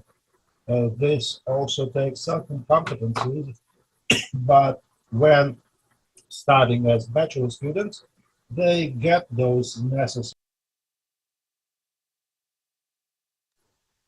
Now, they also a certain number of hours teaching hours should be provided for this purpose. So we only had 4 practical classes with first year doctor students, which was too little, as we could see. The essence of our case was improving the efficiency of scientific research, and the case includes three stages. During stage 1, the students are asked to develop a list of 10 problems in the sport activity that could be used for scientific report.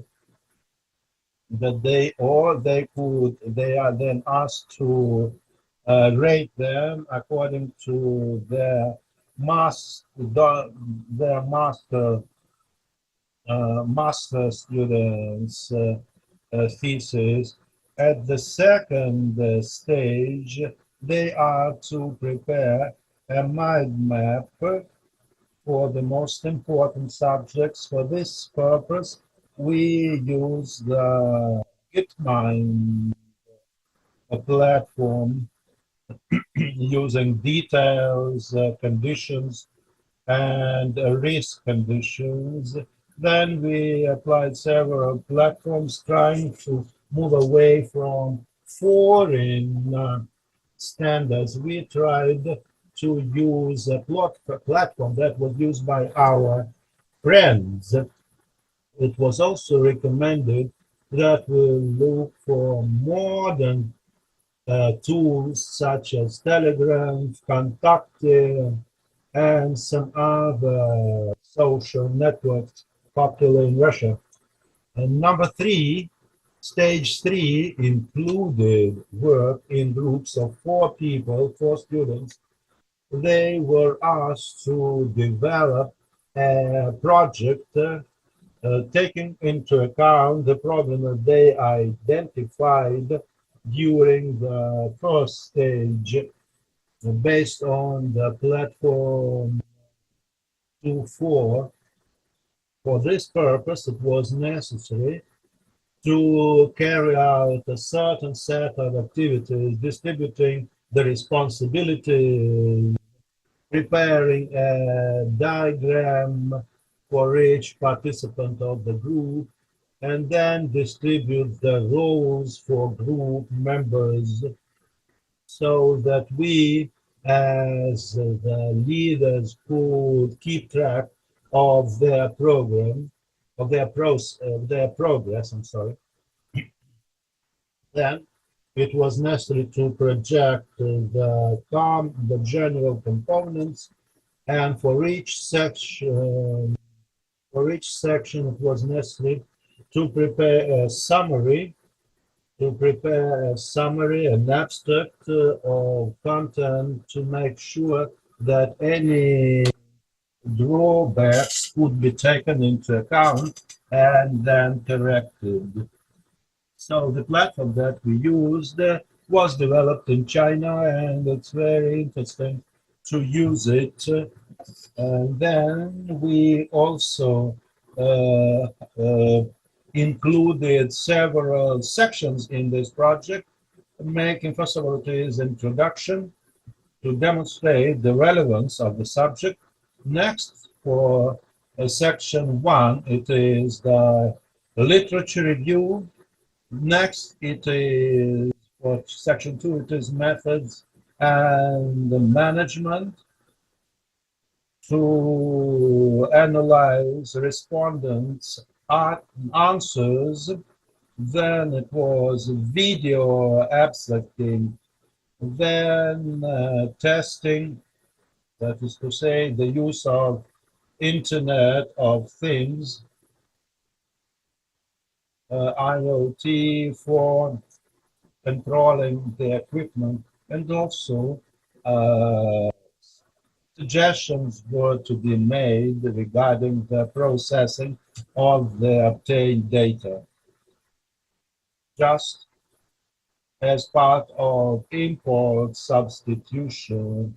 And in section 3, we dealt, the students were to come up with their suggestions regarding the management of experiments, just as discussed by Mr. Valery Filipovich before.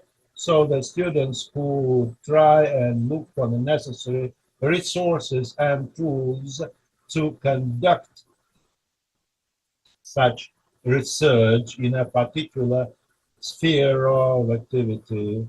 Well, in closing, I'd like to say now that this method has always attracted live discussions.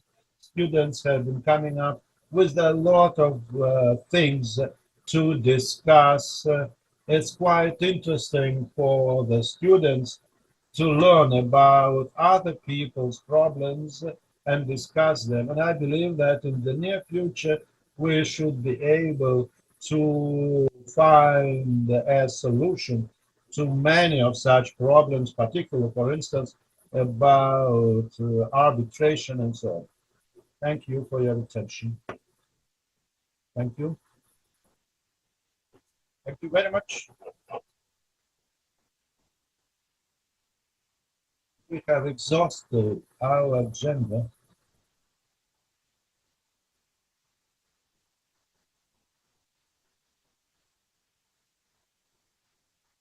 So who would like to take part in a discussion now, please? But it seems that we have already discussed everything just during the presentations. As we can see, the subject of training specialists has no limits. We can discuss them at length. And clearly, it would be impossible to get back to many values now. So we need to find an answer, a different answer to such problems. For instance, in the Soviet Union was quite a closed country. At that time, the influence of foreign values was quite limited. Not everybody could leave the country to go abroad. After the borders were opened, there were circles in the West interested in eradicating our domestic values. While the Soviet Union existed, the military patriotic education was quite strong in this country, and not only for people of my generation, but speaking about top class sportsmen, for instance, Tretyard, the world famous hockey goalkeeper, when he was asked, why didn't you leave the country when you were invited to go and work abroad? He said, well, that subject was out of the question for me. And then clearly, when lots of things related to the army started being questioned, it undermined the importance of patriotic values. Certainly, we need to work on values, not only to interpret them. Well, certainly, we won't be able to get back to what Pierre de Coubertin wrote. It would be impossible. If there are no more questions, yes, please, Mr. Nikolai Vasilievich. I'd like to thank the moderators of this section, because just like last year and the last 1 year, we had a good discussion. We did manage to compare our opinions, which is most important, and we did manage to raise important subjects. So I believe that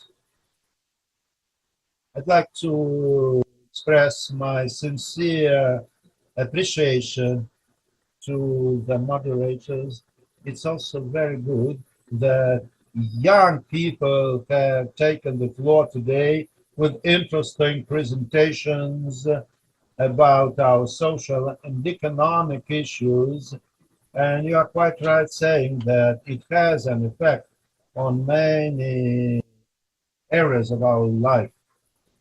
And it's important that it was emphasized how important proper education is, bringing up young people,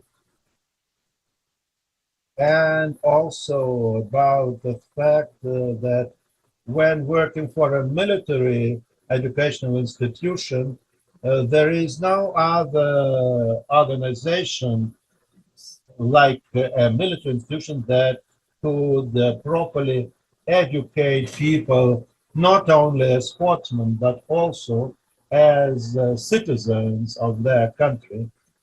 So the military component and the problem of patriotism are most important to me. And my students do share my opinion, and it is these questions that are most important for us today, and it's important to formalize them on the one hand, and on the other hand, they're quite relevant today. And it is important that in our practical activity, we need to take into account the qualities that we need to develop, such as patriotism. Step by step, we need to impart these ideas. It is quite correct when our moderator said that we had a period of time when our values were undermined. So it's very good. Well, actually, lots of works in the past were based on quotations from Karl Marx, Lenin, and Krupskaya. Let us not forget about the past achievements, and it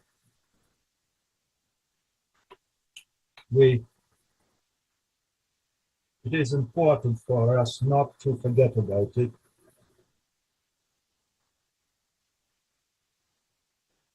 And unfortunately, speaking about the violence, unfortunately, the speaker who made that presentation has gone now, but it's important to learn what to do about it. And I believe that it's quite normal to find a way to put an end to the violent behavior. Once again, I'd like to thank the moderators of our section. First of all, they have aroused the attention of the people. They have helped us with our discussion. It's very good when we can feel that the organizers are in their place. So today we have linked to various presentations. Are those presentations to be recorded somewhere in addition to the material that we have here? Well, in YouTube, it will be displayed. Yes. So thank you.